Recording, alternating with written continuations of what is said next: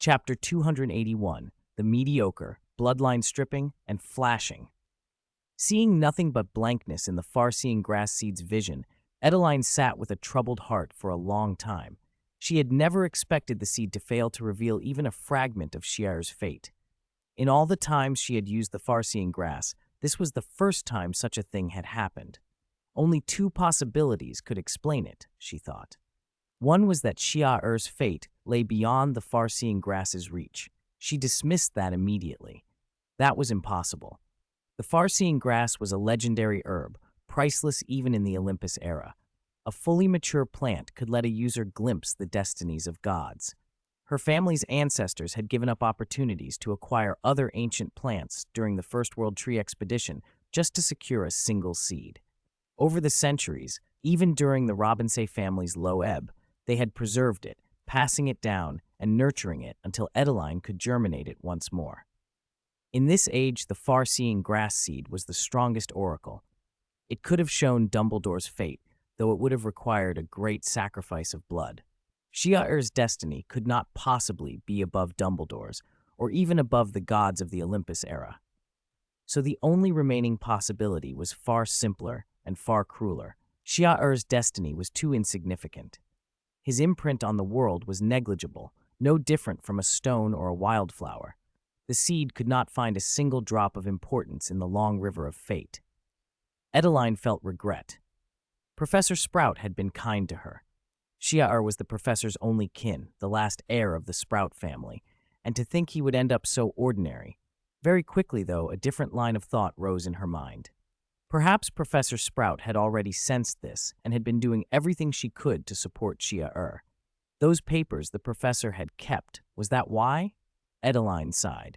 From what the far-seeing grass had revealed, none of that had altered the child's course. Destiny's trajectory was not so easily changed. That realization ended a plan that had been forming in Edeline's mind. She had felt a connection to Ciel and had thought of troubling Professor Sprout often in the future. She'd even considered guiding Ciel in herbology. With both Robinson and Sprout family knowledge, she had imagined that even if he lacked genius, he could still carry on the Sprout name. It would be a way to repay Professor Sprout. But forcing a child destined for mediocrity to chase a genius's footsteps would be cruel. Better to let Ciel have a carefree childhood. Mediocre, perhaps, but secure, well-fed in content. That, too, was a kind of happiness. If she intervened, she might only bring unnecessary trouble. I should keep my distance, she decided. Don't let him get pulled into the vortex around me. A knock came on the door, and Professor Sprout's warm voice floated through. Edeline, dinner's ready. If you're ready, come out. You must be starving. Edeline carefully tucked the far-seeing grass seed back into her person.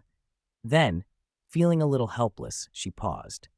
She had resolved to stay away from Ciel to avoid attracting danger to him, but she remembered the first time they had met, the way the child had wandered into Nocturne Alley, and how, if she hadn't intervened, the dark wizards there might have torn him apart.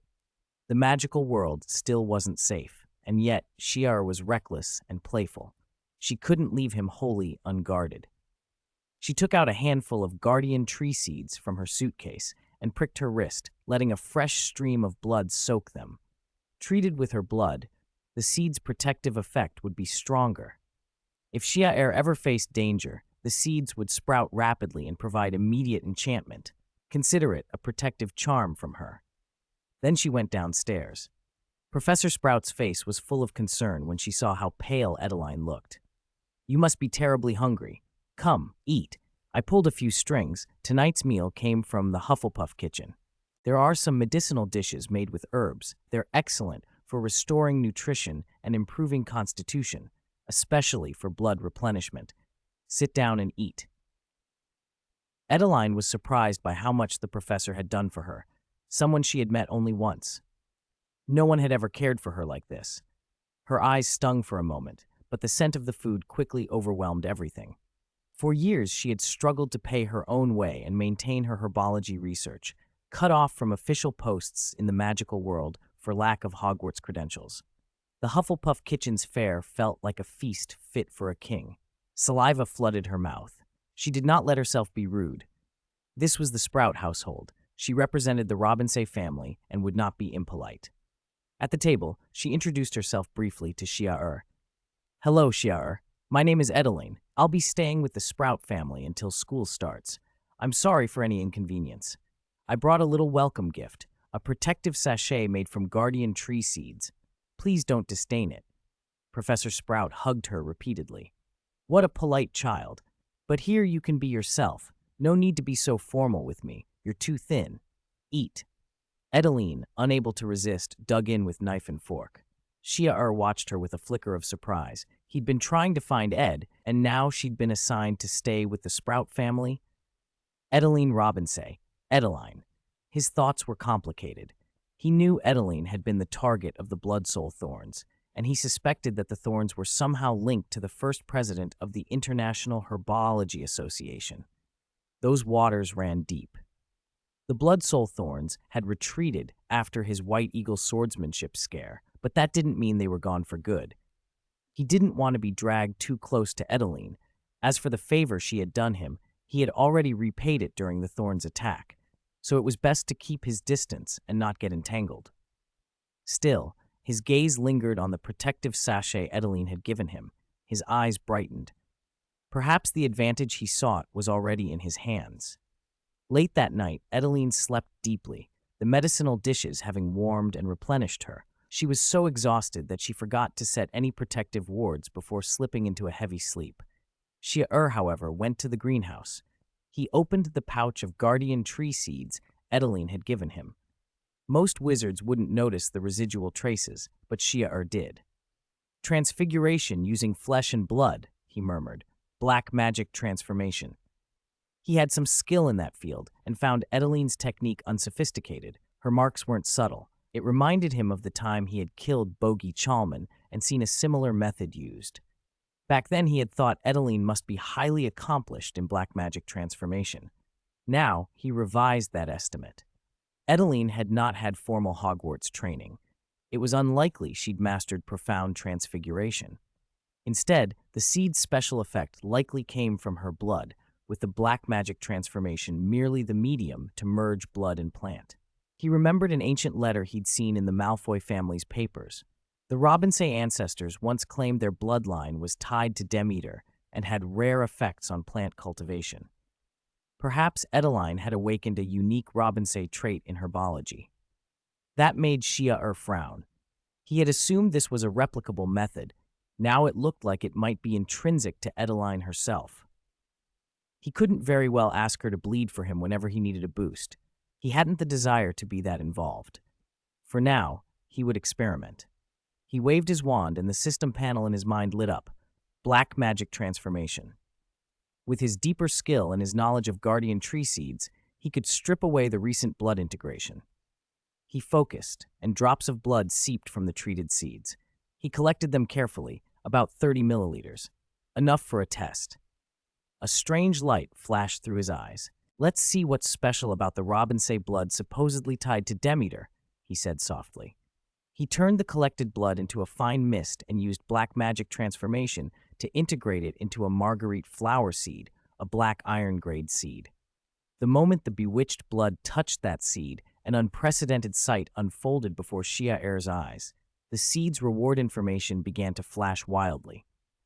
Chapter 282, Catalysis, Mutation, Success. Char stared at the marguerite seed that had absorbed Edeline Robinson's bloodline. Uncertainty and surprise filled his eyes. The seed's reward information was flickering, only not in the slow, steady way he'd seen before. This flicker was frantic, happening more than 10 times a second. The sheen that flashed across the icon kept changing.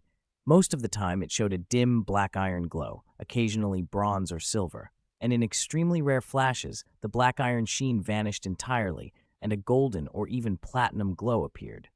What on earth is happening? Char thought, eyes wide.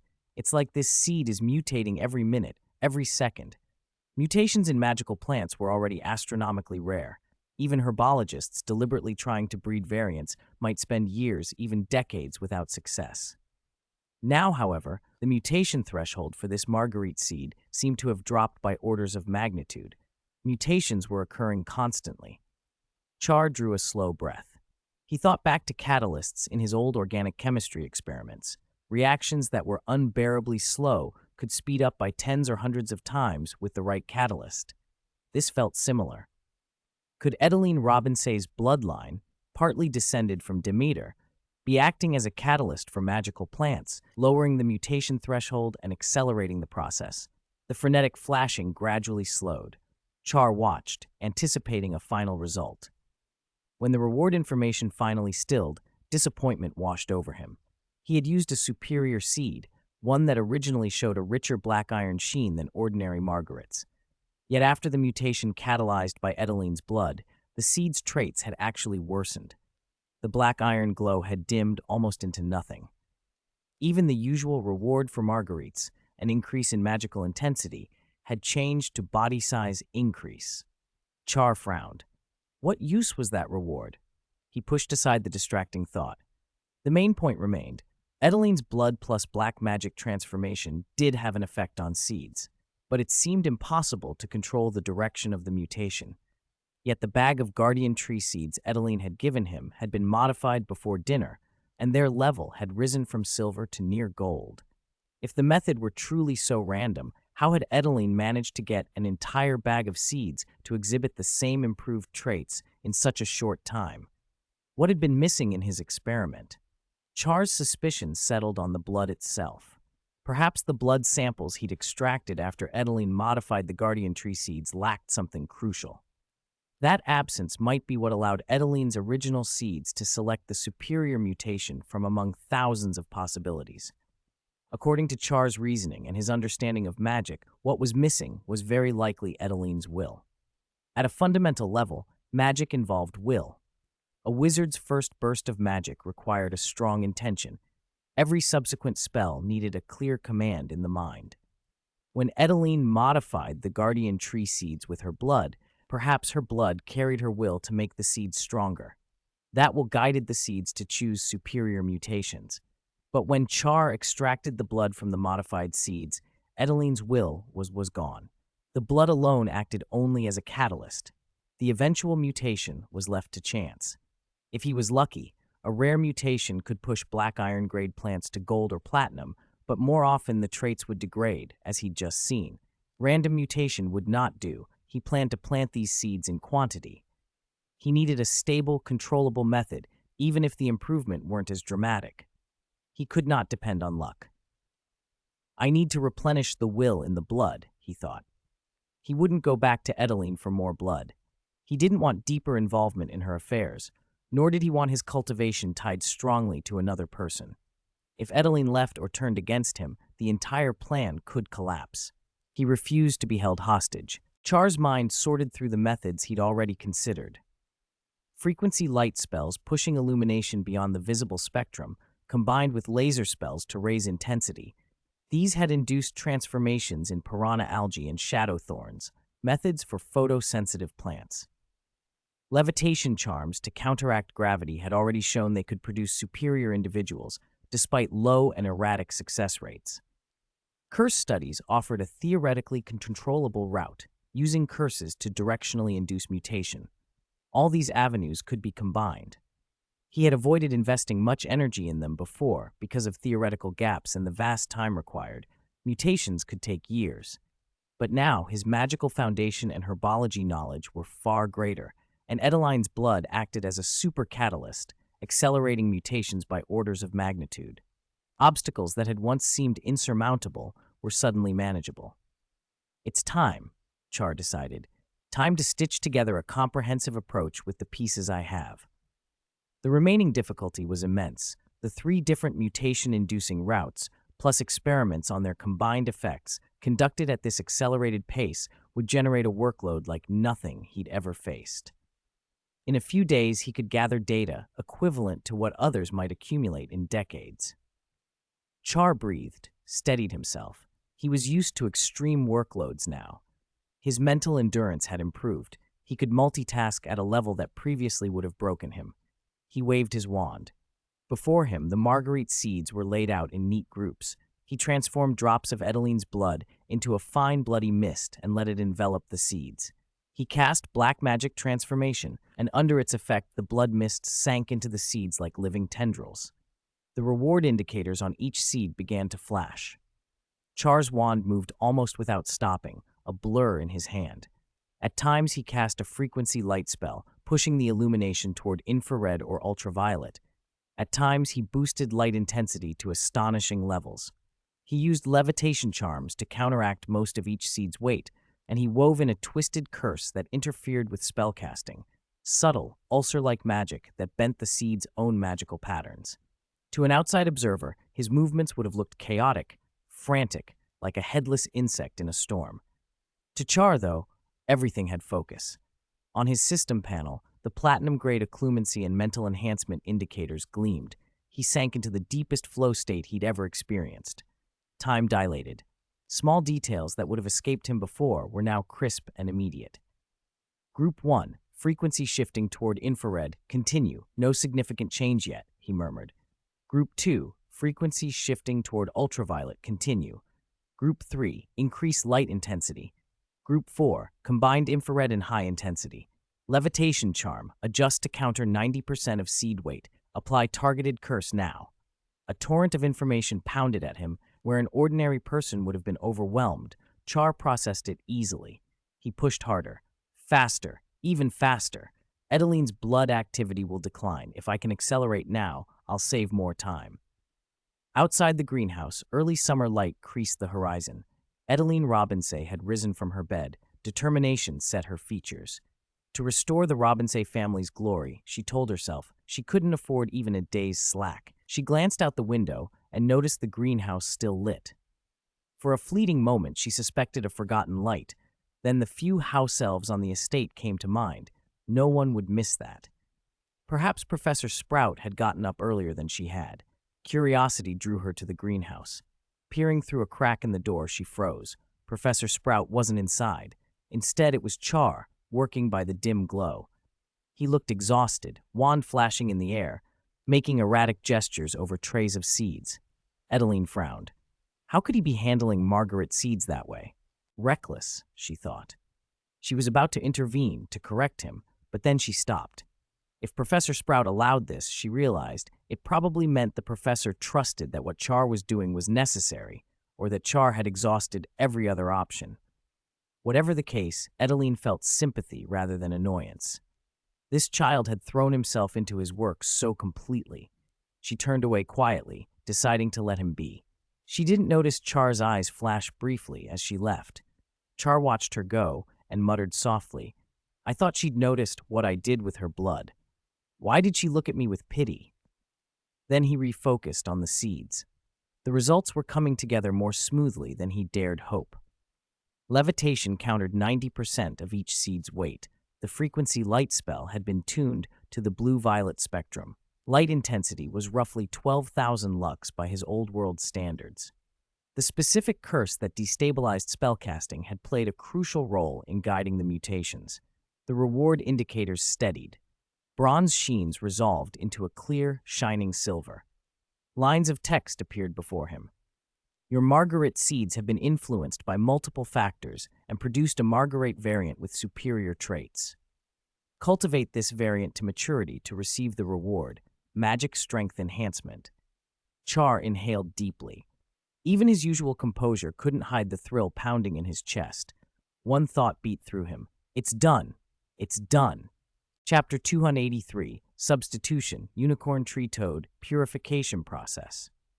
The Margaret seeds shimmered with a silver light in front of him. After a long moment, Cher let out a slow breath. The reward orb from the original Margaret had a severe diminishing effect on him. Before, he had harvested an entire greenhouse of Margarets and still hadn't managed to push his magic power up to platinum grade. He could only touch platinum briefly by stacking several abilities, water enhancement, shadow control, on top of each other. Diamond grade seemed even further away. At this rate, Cher might never reach it before graduation. Magic power mattered. Many advanced spells had strict requirements, and the Patronus charm was a clear example. In the original story, Harry learned it earlier than his peers because his innate magic power was far above average, a consequence of Voldemort's influence. No matter how high Cher's skill level rose, if his magic power stayed low, he would never be able to realize the true strength of his spells. Like a martial artist with a grand technique but a weak body, the body becomes a limit rather than an asset. Now, though, the Margarets could evolve from bronze to silver. That was a real leap. Conservatively, the boost to his magic power could be dozens of times greater than what he had now. The next harvest is during the summer vacation of my 3rd year, Cher thought, feeling a surge of hope. By then, my magic power should be solidly platinum, maybe even at the platinum diamond threshold. With other amplifying abilities, I could realistically be diamond by my 3rd year. His eyes shone at the possibility. The burden of low magic power would be dramatically lighter, still not Snape level, let alone the prodigies like Dumbledore, Voldemort, or Grindelwald, but much better than average. He would be considered a genius in that respect. Then he looked at the small test tube in his hand that had held Edeline's blood and frowned. The cost of inducing the targeted mutation in the Margaret seeds had completely drained the vial, every drop used. The catalyst was gone, and it had been indispensable to the mutation process. Cher had never intended to rely on Edeline's blood long-term. It was the best catalyst available, but obtaining that much of it was unrealistic. Aside from the complications of getting it at all, the quantities needed to plant on a large scale were astronomical. Even draining Edeline dry wouldn't suffice. The idea had been suitable only for laboratory-scale experiments. He had already been considering alternatives while experimenting. The Severus potion transformation I learned before. Its principle is to synthesize almost any magic property by combining different magical particles, he mused. In theory, I could manufacture a catalytic magic myself. The upside is being unrestricted and having full control. The downside is my mastery of Severus potion transformation is still too limited. Even if I could make the catalyst, the time and effort would be enormous. In the short term, it won't meet my planting needs. There's another option. Find existing materials with similar properties. Even if they're less efficient than Edeline's blood, if they can be supplied stably in large quantities, they'd be ideal. That narrowed the question to where to find such materials. If anyone in the wizarding world collected bizarre materials and knew their magical properties thoroughly, it was only one person. A moment later, Cher was at Hogwarts, standing in the Slytherin head's office. Severus Snape's face was thunderous. He'd clearly read something in the Daily Prophet that had put him in a foul mood. "Has the Ministry gone mad?" Snape muttered. "That old fool Fudge. First they poke around dark arts items, pure blood families, Nocturne Alley. Now they're cracking down on illegal potions." Snape ground his teeth. He didn't lead a luxurious life, but his identity as a potions master meant his monthly experimental costs were massive. Hogwarts' salary was a pittance. Teaching there was more for status than profit. He'd never expected Dumbledore to back up his lab bills. Dumbledore begged for funds at year's end, like everyone else. Snape had to find his own income. Cher had once requested a batch of holy tree potions from the Ministry. Those were brewed in Snape's workshop. They barely covered shop rent and apprentices' wages. The bulk of Snape's income came from selling illicit potions to pure-blood nobles and foreign markets. With the Ministry's new crackdown, that income stream would collapse. He ran the numbers in his head and grew even grimmer. "Other projects are manageable," he told himself. "With my savings and the workshop's normal income, I can keep going for a while. It's the talent enhancement potion I'm preparing for Xiao Guan that worries me. Without it, his innate talent might stagnate. The ingredients are outrageously rare. Sprout is collecting what she can, but I doubt she'll get all of them." If 1 or 2 ingredients were missing, Snape thought he might synthesize substitutes with Severus potion transformation, but that required experimental purchases of many rare materials, right when the Ministry was cutting off his main revenue. He rubbed his temples. If it comes to it, suspend some projects. Prioritize what matters. At that moment, someone knocked on his door. He looked up, annoyed, but relaxed slightly when he saw Cher and listened to the boy's request. "You're looking for a material that can accelerate reaction activity, like a catalyst?" Snape asked after a beat. He waved his wand, and one after another, various magical properties shimmered into being before Cher's eyes. Of the properties I've cataloged so far, roughly 23 have catalytic activity. Feel them. Which one comes closest to what you want? Cher breathed in the different properties. Snape's mastery of Severus potion transformation was obvious. Creating new magic properties from existing ones was effortless for him. If Cher had even a fifth of Snape's skill, he could have synthesized the catalyst himself and avoided this search. When one particular property flowed from Snape's wand, Cher's eyes lit up. "Professor, this is it!" Snape nodded and opened a cabinet. From within, he produced a small bottle of pale green viscous liquid. "Unicorn tree toad venom," he said. "A natural catalyst unmatched by potions. High-grade potions that used to take ages to brew can be reduced to a fraction of the time with a few drops. Felix Felicis. Centuries ago, it took a master over a decade to brew consistently. Now it's far faster." Cher took the bottle carefully and felt the magic within. It was indeed similar to the properties in Adeline's blood. It could serve as a substitute. "How much?" Cher asked. Snape shook his head. "Very expensive. That bottle will cost you nearly 100 galleons, but you don't need much per trial. I have a small stock. How much do you need?" Cher estimated the real demand, enough for planting Margarets on a large scale, and enough to improve the goldfish vine later. To start, maybe 100 bottles. Snape's face went pale. "How much?" 100 bottles, Cher repeated. Snape slammed the cabinet shut with a clang, dropped 3 extra locks into place, and glared at him. "No," he said flatly. "Try that idea on someone else. I am a potions master, not a galleon printer." He drew a breath and looked as if he'd seen a ghost. "What are you planting that needs so much money? Do they eat galleons to grow? At that rate, you should write to the ministry. Fudge would probably show up and squat in your field to inspect what's swallowing all that coin." Cher's shoulders hunched. "Is there really no other way?" Snape snorted. "It's not that there isn't a way. Didn't you plant karate grass? If you can figure out the karate grass purification process, then never mind spending hundreds of bottles of unicorn tree toad venom on planting. You could bathe them in it." His sarcasm was merciless, but when Cher heard those words, his eyes brightened. "Karate grass purification process?" he repeated. Earlier, after harvesting charati grass, Cher had gained not only a big increase in mind power, but also a good deal of knowledge about its purification. The system panel had even shown a platinum glow. He hadn't had time to research it properly yet, but Snape's offhand jab suddenly felt like a hint. The resources he needed were only going to increase, and depending on ministry contracts alone was unrealistic. He needed an industry to support his operations.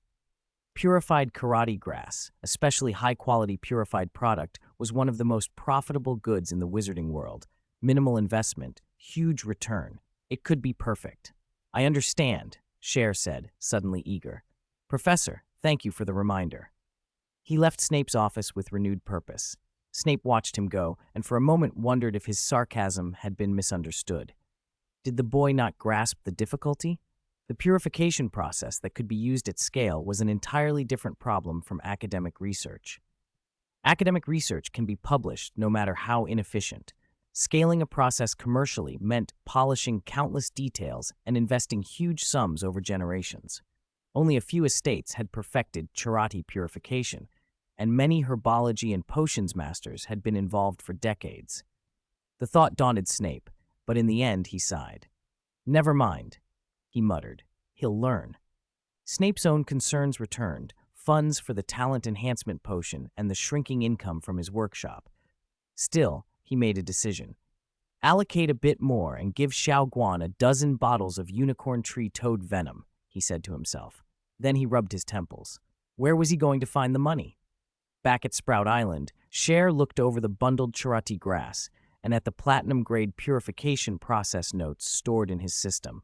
A fierce light kindled in his eyes. This was the solution. If he could refine and scale the purification, he could fund everything he needed. Chapter 284. Landing, Transfer, Arrival. As Char's gaze shifted, the knowledge he had received earlier, the purification process for Chalati grass, flooded into his mind. Though it was only platinum-grade information, absorbing the full procedure still took him some time, even with his current mental strength. After all, it wasn't just a short essay, it was an entire set of production instructions. The content was extraordinarily detailed. It reminded him of the production process documents from his previous life. Thousands of pages where every minor variable had to be controlled to ensure stable output. A single impurity in a reagent could ruin an entire batch. Those procedures had been refined over generations. Now, thanks to the planting system, Char understood the Ciel grass purification process down to every specification, as if he had a complete engineering manual in front of him. Perhaps this version wasn't quite as polished as the protocols used by long-established estates, but it was more than sufficient for stable purification and production. And the raw material, this first harvest of Ciel grass, was surprisingly high quality. If this first batch passes, he thought, we should have no trouble opening the market and securing a foothold. Char walked toward the cave where giant priest Sirius lived. Inside, alchemical runes pulsed with light. A recent smelting had been reduced to ash, leaving only translucent, glittering gems on the table. When Sirius saw Char, he bowed quickly and held out a small pouch with both hands. "My king," he said, "all the gems refined recently are here, but almost all the ores within reach have already been used." Char examined the pouch and found himself pleased. "Don't worry about the ores," he said. "I've already arranged a source. They'll be transported here soon. You've done well." Sirius shook his head repeatedly, reverence written on his face. "My king has poured his heart and soul into the giant race," he insisted. "What I have done is nothing compared to your majesty's efforts." Char felt a little embarrassed. After a moment, he told Sirius his purpose. "I need you to use alchemy to craft some large reaction devices for me." He waved his wand, and a set of highly detailed instrument schematics appeared in the air. Sirius stared at them. "My king, what are these for?" "These are the devices needed to purify Ciel grass," Char explained. "If we can build them here, on Sprout Island, we can establish purification as a pillar industry." Sirius's eyes flared with astonishment and joy. Since leaving the Forbidden Forest, Char had brought him books on alchemy and information about the modern magical world. Even copies of the Daily Prophet reached Sprout Island now. Sirius was no longer ignorant of what such a process could mean. Purified Ciel grass was essentially a machine that could continuously produce galleons. Not even most alchemists enjoyed profits like that. The potential was unimaginable. He had not expected Char to have figured it out himself. Visions of Char working tirelessly for the giant race's prosperity filled Sirius's mind, and tears welled in his eyes. "My king, take care of yourself. You are the giant race's hope. We swear to serve your majesty unto death." Char was momentarily stunned at how deeply he'd moved the giant.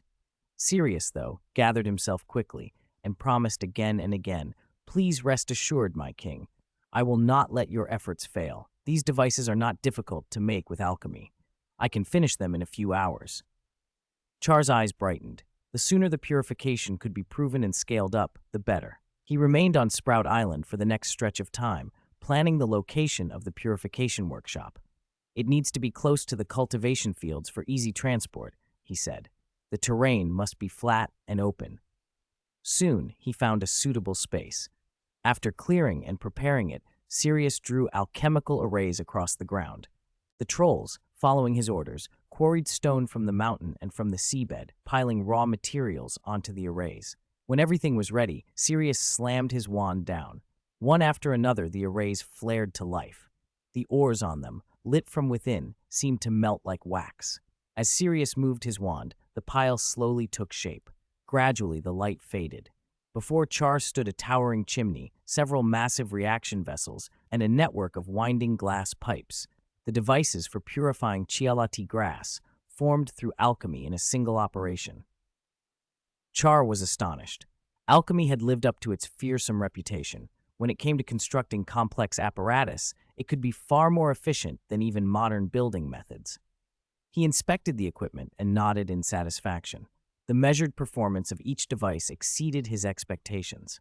He selected the highest quality Ciel grass, placed the first batch into the process inlet, and then turned the operation over to Shihang. Under Char's direction, Shihang conjured a steady, intense flame while the trolls hauled bucket after bucket of fresh water, pouring it through pipes into a massive reaction vessel. Everything moved smoothly. Char took a deep breath. The full purification cycle will take about 3 days, he said.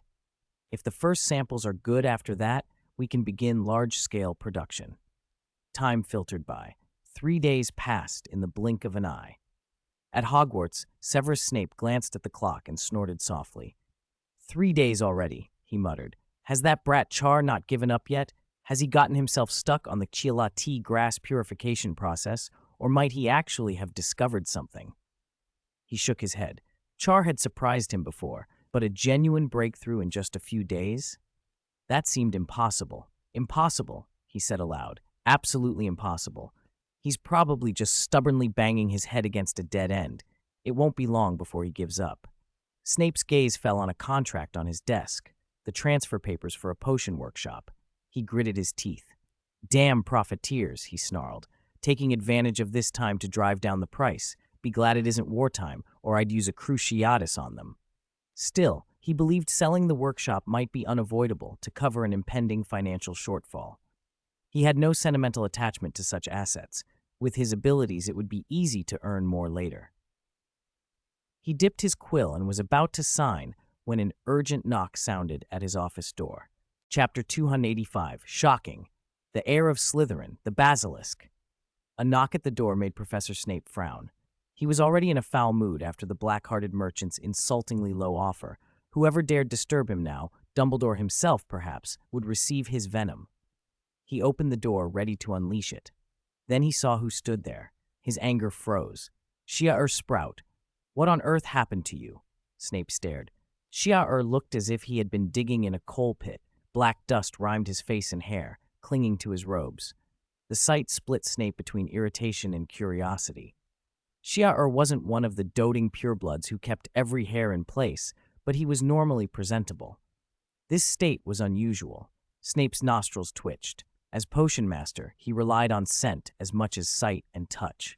One inhalation told him more than most would notice in a year. There was a strong aroma clinging to the boy. At first a sharp tang, then a peculiar clarity, like a hint of intoxication that left the mind clear. Underneath swirled hazelnut, fruit, oak, chocolate, an intricate, lingering bouquet. The sour gloom of the morning lifted from Snape. His interest sparked. After a pause, he said, almost to himself, "This smell. Ciel grass?" Ciel offered. Snape shook his head. No, not ordinary Ciel grass. That would be harsher, acrid, none of these hazelnut and fruit notes. Unless, he stepped back, suddenly excited in a way that made him almost lose control, and dragged Ciel inside, slamming the door shut behind him. You purified Ciel grass? Ciel produced a small box from his arms. Inside lay 10 leaves, each wrapped like a cigar. A richer version of the scent wafted from them. There was no need for further proof. Snape's mind leaped the rest. In 3 days, this boy had achieved a purification technique that generations of wizards had failed to perfect. The thought was staggering. You tell me how, Snape demanded, but Ciel's prepared explanation came first. I found Professor Hufflepuff's legacy, the boy said. The method for purifying Ciel grass was in it. She wanted me to try it, but she thought I was too young, so she didn't let me. It was a convenient story. Snape could not conceive that an ordinary first year could perfect such a process in 3 days, unless the 4 founders had left behind such a secret, and Hufflepuff, who loved food and drink, might well have perfected methods for preparing pleasurable herbs. There were even pipes on the table in the room where Ciel had discovered the legacy, the boy remembered. Evidence that Hufflepuff had enjoyed smoking Ciel grass. Snape took a breath and forced himself to accept that possibility. Then his features tightened with a new concern. Did you see anyone on the way here? He asked, wand poised. Does anyone else know you can purify it? Do you realize what this is worth? How dare you show it off? He glared at Ciel. Tell me, who else knows? No one, Ciel said simply. I didn't see anyone coming. Right now, only you and I know. Snape snorted coldly. And you trust me? You think I won't use this against you? You should know that even the closest friends can betray you, he added, voice low. Ciel shook his head. I don't think you will, Professor. You'd keep a promise, even if it costs you. Those words struck Snape like a blow. For a long moment he was silent, studying the boy as if seeing him anew. Then, with a rough laugh that was nearly a croak, he said, "Idiot! You know nothing of what I've done, and yet assume you can read me." He could not keep the flash of something, annoyance, tenderness, something he'd have denied having, from his face. He drew a breath to smother it and snapped, "You will not claim publicly that you purified the Ciel grass." "This process is mine," he said clippedly, "and how the purified Ciel grass is sold will be decided by me. You will produce it. I will control distribution. Do you understand?" Ciel nodded. "If the purification method becomes known, it will bring trouble. Many will take foolish risks to get it. If you present it as your invention, the potion master, the Slytherin head of house, with your reputation and power, it will deter those with ill intent. I'll just produce. You handle the sales. I know you're doing it to protect me." "Shut up," Snape barked. "Stop overthinking. I want my share." Bristling inwardly, Snape nevertheless decided this would be the safer arrangement. He dismissed Ciel with a brusque wave. "Once I have the channels set up, I'll come to you for stock. Prepare plenty. Now go. I don't want to see your smug face again. The lavatory is to your right. Wash your face and get that smell off you. I don't want the whole corridor reeking of my office." Embarrassed, Ciel chuckled and hurried off. The scent did in fact hang in the room. He had been so consumed by the purification process the last 3 days that he hadn't noticed his appearance. Meanwhile, at the burrow, Ron Weasley jolted awake, gasping and sweating. His chest burned as though from sprinting. He had been running in his dream, chasing after Ciel and Hermione while trying to pose as a dark wizard, only to be pelted with lime and chased by aurors. He had only escaped because of some power he'd borrowed from Lord Voldemort, and the terror of that chase clung to him. The recurring nightmare always ended with Ciel and Hermione kissing in front of him, and it had been festering in his mind for days. His hand tightened around the ring he wore, and panic flared. Since Nagini had helped him flee the aurors, she had been dormant, asleep from exhaustion for several days. The silence had made him anxious. He feared losing the favor of the temple, and with it his mysterious ally. A faint voice, warm and familiar, answered his fear in his mind. "Do not worry, Ron. I overextended myself and slept a while," Nagini purred. Hearing from her, Ron sagged with relief. Then, emboldened, he asked the question that had been nagging him. "You said there's a secret in Hogwarts. If I control it, I can get rid of certain people, right?" "Of course," Nagini replied, coaxing. "It is the legacy of Salazar Slytherin." "Slytherin's legacy?" Ron repeated, surprised. "But I'm a Gryffindor. Can I still claim it?" Nagini laughed softly. "Of course, Slytherin's ideology was about pure-blood supremacy. With your pure-blood heritage, you have the qualifications to be his heir. Besides, Ron, you are the chosen one for this. No one deserves Slytherin's legacy more than you. It depends only on whether you are ready to wield it." Ron clenched his teeth, shoving aside the nightmare images. "I'm ready. Tell me what to do." Nagini told him of the Chamber of Secrets, of a basilisk that slumbered beneath the castle. The creature's very gaze could kill. Ron's pulse quickened at the thought. If he could control a basilisk, then next semester, he swallowed. In his mind, Chiara's face stepped forward and shrank in an instant under the weight of possibility. "How do I control a basilisk?" he rasped. "It must be enormous, hard to manage." "Clever," Nagini rewarded him. "The basilisk has been mostly dormant for 1,000 years. Each sleep can last decades. To wake it quickly, we need a special herb, Ciel grass. Especially purified Ciel grass, its effect is excellent for rousing the basilisk." "Why Ciel grass?" Ron asked, puzzled. Nagini's voice took on a hint of amusement and history. When Slytherin hatched the basilisk, he was at odds with the other founders. He smoked a great deal of Ciel grass while doing it. Basilisks are highly sensitive to scent. They smelled that aroma during their birth. Afterward, they retained a fondness for it. "So anyone with Ciel grass could control it?" Ron pressed. "No," Nagini warned. "The Ciel grass awakens the basilisk and makes it favorable toward the one who offers it. But Slytherin left a binding charm on his basilisk. To command it, you must be able to speak Parseltongue. Otherwise, you might wake it and be torn apart." "Parseltongue is rare," she added, "but with my help you can learn it.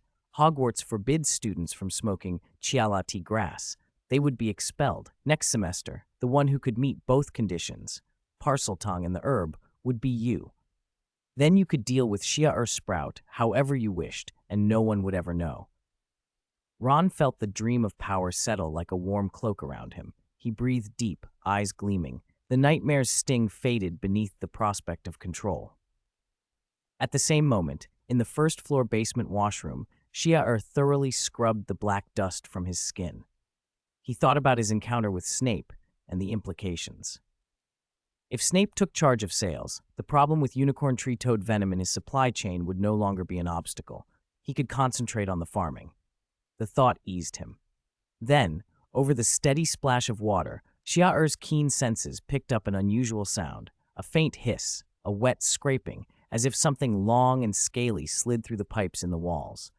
The noise grew nearer, as if a huge, slithering creature were moving through the plumbing, heading straight toward him. Chapter 286, Basilisk, Have a Smoke, Another Mutation. When Charles heard the movement inside the wall, his face tightened. In Hogwarts, what else could make that kind of sound besides the basilisk in the Chamber of Secrets from the original story?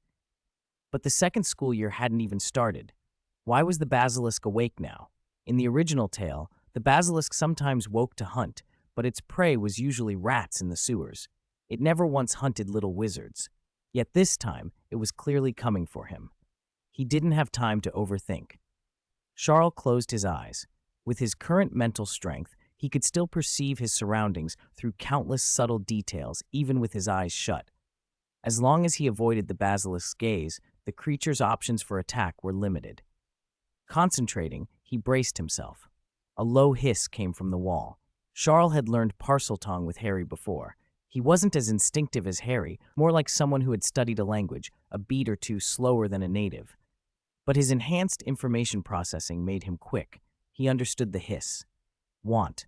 Want to smoke Ciel grass? Let me have one? Charles felt a flash of disgust.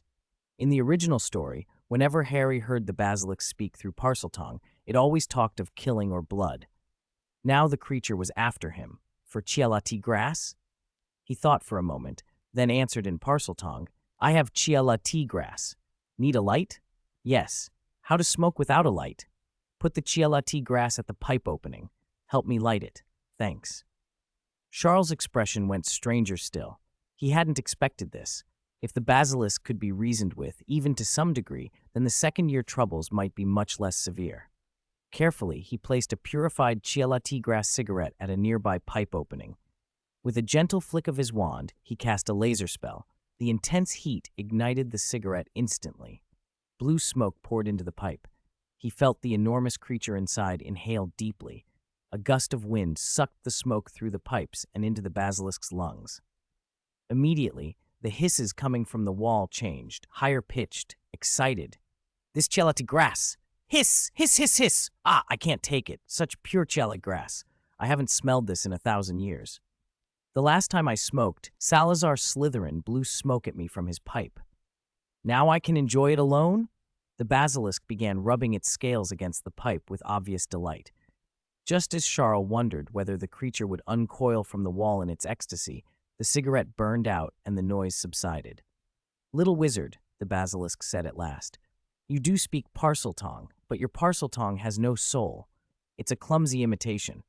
In the past, merely imitating parseltongue would be a blasphemy against Salazar Slytherin. I should have killed you, but because you brought me such pure Ciel grass, I'll let you go. Remember, there will not be a next time. The sound of scales sliding away faded. Only after he was sure it had really retreated did Charles open his eyes. A strange gleam lit his features. A bold idea had taken shape. The basilisk was a treasure trove. In the original story, the basilisk's fangs and venom had been indispensable in destroying Lord Voldemort's Horcruxes.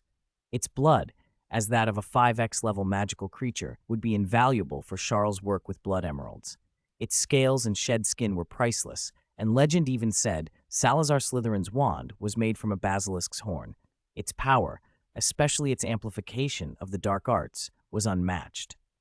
But for Charles, the most useful thing might be the droppings. Basilisk guano was excellent fertilizer for almost any magical plant. When Madame Hufflepuff first built the little greenhouse, she mixed some basilisk droppings into the soil, At the time, its effect was legendary. Over the centuries, the potency had waned, but if Charles could get enough fresh droppings, especially from a thousand-year-old basilisk, the results might be extraordinary. He imagined keeping the creature and using its excrement to supercharge the soil on Sprout Island. His heart leapt. A plan took shape. The next day, he returned to Hogwarts.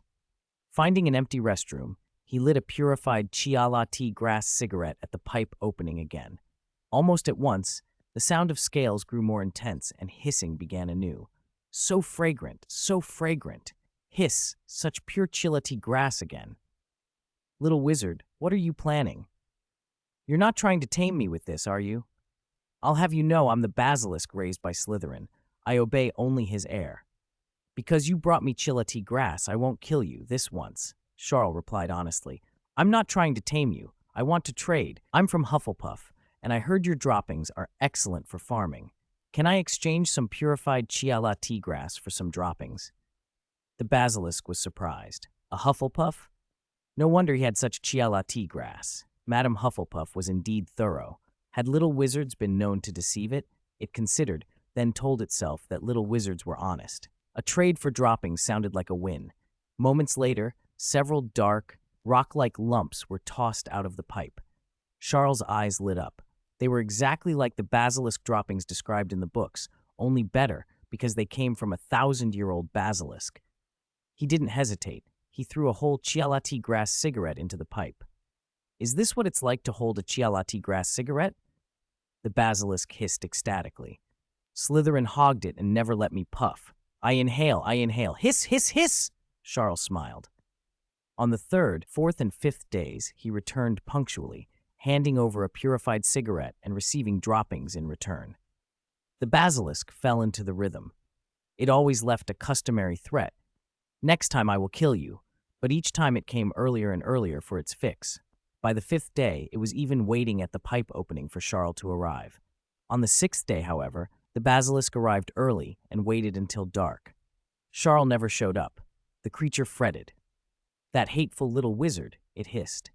Where is he? What about my Ciel tea grass? I want a puff. When you come tomorrow, I'll finish my last puff, and then I'll kill you. It slunk back to the Chamber of Secrets, curled into its usual spot, and could not sleep, counting the hours until the next expected visit. The next day, Charles still didn't come, nor the day after. The basilisk's anger faded into anxiety and then worry. Why did he stop coming? It muttered. Hufflepuff is the most honest house. Is this my fault? Were the droppings I gave not good enough? Maybe I should hunt more rats to make more droppings. Meanwhile, in the little greenhouse, Charles sprinkled the dark lumps evenly into the soil. To others, it might have seemed disgusting, but as an agricultural student in his previous life, he knew manure when he saw it. These droppings were already refined. He cared far more about the effect than the smell. The fertilizing effect of basilisk droppings should show in about a week, he murmured. But I can already see signs. He scanned the plants. Their reward orbs were growing faster than before, and the growth rate was accelerating. The reward orbs on a variant devil's snare, nearing maturity, flickered and seemed to be leaning toward a second mutation. Charles' eyes brightened. Basilisk droppings actually make devil's snare mutate further. A double mutation. Such a plant would be extremely rare in the magical world for hundreds of years. I wonder what reward it will yield when it finishes transforming. He allowed himself a small, strange smile. By my reckoning, the basilisk should be well and truly hooked. Somewhere in a remote underground chamber far from Hogwarts, another figure arrived. Ron Weasley. He was in mental communication with Nagini. This cave connects to Hogwarts sewers? Ron asked. Nagini confirmed, yes. The route was blocked long ago. Most of the pipes are sealed, so you can't enter Hogwarts from here, but smoke can pass. We've been working hard to get some Ciel tea grass, Nagini said. Burn it on your clothes and let the smoke carry your scent. When the basilisk inhales the Ciel tea grass smoke while it sleeps, it will begin to associate the scent with you. Over time, by the start of term, Ron's eyes gleamed. The basilisk will obey me. He could hardly contain his impatience. What are we waiting for? Let the basilisk smell the Ciel tea grass. I'm burning for it. It will be eternally grateful. Chapter 287, The Chamber of Secrets opens. Slytherin's invitation. Deep in the underground cavern, Ron piled the Ciel grass he had brought into a heap. He hesitated for a moment. Nagini. All our Ciel grass came from rummaging through trash cans in Diagon Alley, from leftover cigarette butts, Nagini said matter-of-factly. Will this actually work? Ron asked. Nagini sounded perfectly confident. Don't worry. The basilisk has been asleep for so long, it probably hasn't had Ciel grass more than a few times in 1,000 years. How picky can it be? Just giving it something will do. A little moldy, a little stinky, it won't care. Nagini hadn't said one thing out loud. She'd used the same method to collect Ciel grass and wake the basilisk when she was poor and couldn't afford the good stuff. The basilisk hadn't been picky then. It shouldn't be now. Maybe it would even miss the unusual flavor. Reassured by Nagini's words, Ron waved his wand. Incendio! A bright burst of flame shot from the tip and ignited the pile. Thick smoke rose at once, carrying a singular stench. Ron had been curious at first. He'd wondered what Ciel grass would be like to smoke. Smoking it at Hogwarts was a sure way to get expelled, and at home, his parents would never allow it. But the moment Ron inhaled a puff, his face registered pure disgust. This taste was worse than booger-flavored Bertie Bott's every flavor beans. The first thing that hit him wasn't the grass itself, but the reek of old smokers' spit and damp mold. Only then did the grass's own flavor appear, and that was enough to make him retch. Merlin's beard, Ron gagged. Who would ever smoke this stuff? He pinched his nose and, waving his wand again, sent a gust of wind through the cavern toward the pipes that connected to Hogwarts. The smoke, nauseating and dense, flowed down the tunnel. In the Chamber of Secrets, the basilisk writhed restlessly. It hadn't had Ciel grass in several days, and though it had managed fine for most of the past 1,000 years, lately it had become accustomed to fresh, purified grass every day. Denied it now, it fidgeted like a smoker suffering withdrawal, craving one more puff. Then the basilisk noticed the smoke drifting from the direction of the abandoned pipe. Its eyes lit up, it slithered closer. Is that the smell of burning Ciel grass? It hissed. Who is burning it? Give me a puff? The basilisk inhaled deeply, drawing the smoke into its lungs. For a moment its eyes narrowed in anticipation, but the next instant that anticipation collapsed into shock, anger, and disgust. The smell that made Ron queasy was magnified 100-fold to the basilisk's sensitive nose. Having grown used to good Ciel grass these past days, the foul smoke hit it with unbearable force. It writhed as if it had swallowed a mouthful of wasabi, clawing at its head as if to tear the smell out. Damn it! Damn it! It hissed. Because of that deep inhalation, the flow of smoke into the chamber faltered for a beat. Nagini, experienced and alert, seized the moment. Ron, did you see that? The basilisk inhaled. Quick, make the fire bigger. More smoke. It needs to get satisfied. Ron sprang into action, waving his wand again. The flames grew and the smoke thickened, pouring into the pipe. The basilisk shrank away at first, fear for the first time in its life at the thought of another breath of this stench. But the nauseating fumes were spreading through the chamber no matter where it fled. The creature's mind began to crack. Furious and frantic, it lunged for the sealed iron bars that closed off the abandoned pipe, hissing threats. Kill, it spat. I'll kill you. I'll bite you to death. Nagini had Ron cast a spell to make the wall's vibrations more distinct so they could hear the basilisk's movements in the chamber. But the distance, Ron's limited skill, and Hogwarts' protective magic blurred most of the sounds. All Nagini could pick up were fragments, words like kill and die, and the heavy, reverberating thumps against iron. She was certain now. Even from here I can feel the tremors, she said. It's crashing against the iron bars at the abandoned pipe. It's trying to get to the smoke. Ron, the basilisk must be high from smoking. While it's impressed, we should let it get familiar with your scent, like we planned. Ron nodded and pulled out a package. When he opened it, a pair of unwashed socks tumbled out, stale, imprisoned in the packet for days. Even Ron held his breath at the smell. To make the scent count, he shook the socks into the Ciel bonfire. Another wave of smoke, now laden with the smell of Ron's socks, surged through the pipe. The basilisk inhaled again. Instantly, the most poisonous creature in the magical world rolled its eyes, almost fainting, and turned away, fleeing from the horrid stench. All it could think now was one promise. I remember you. it hissed. I will kill you. When school starts, when I find you, I'll surely kill you. The basilisk plunged into another conduit just to escape the smell, and by instinct it swam toward a familiar pipe opening.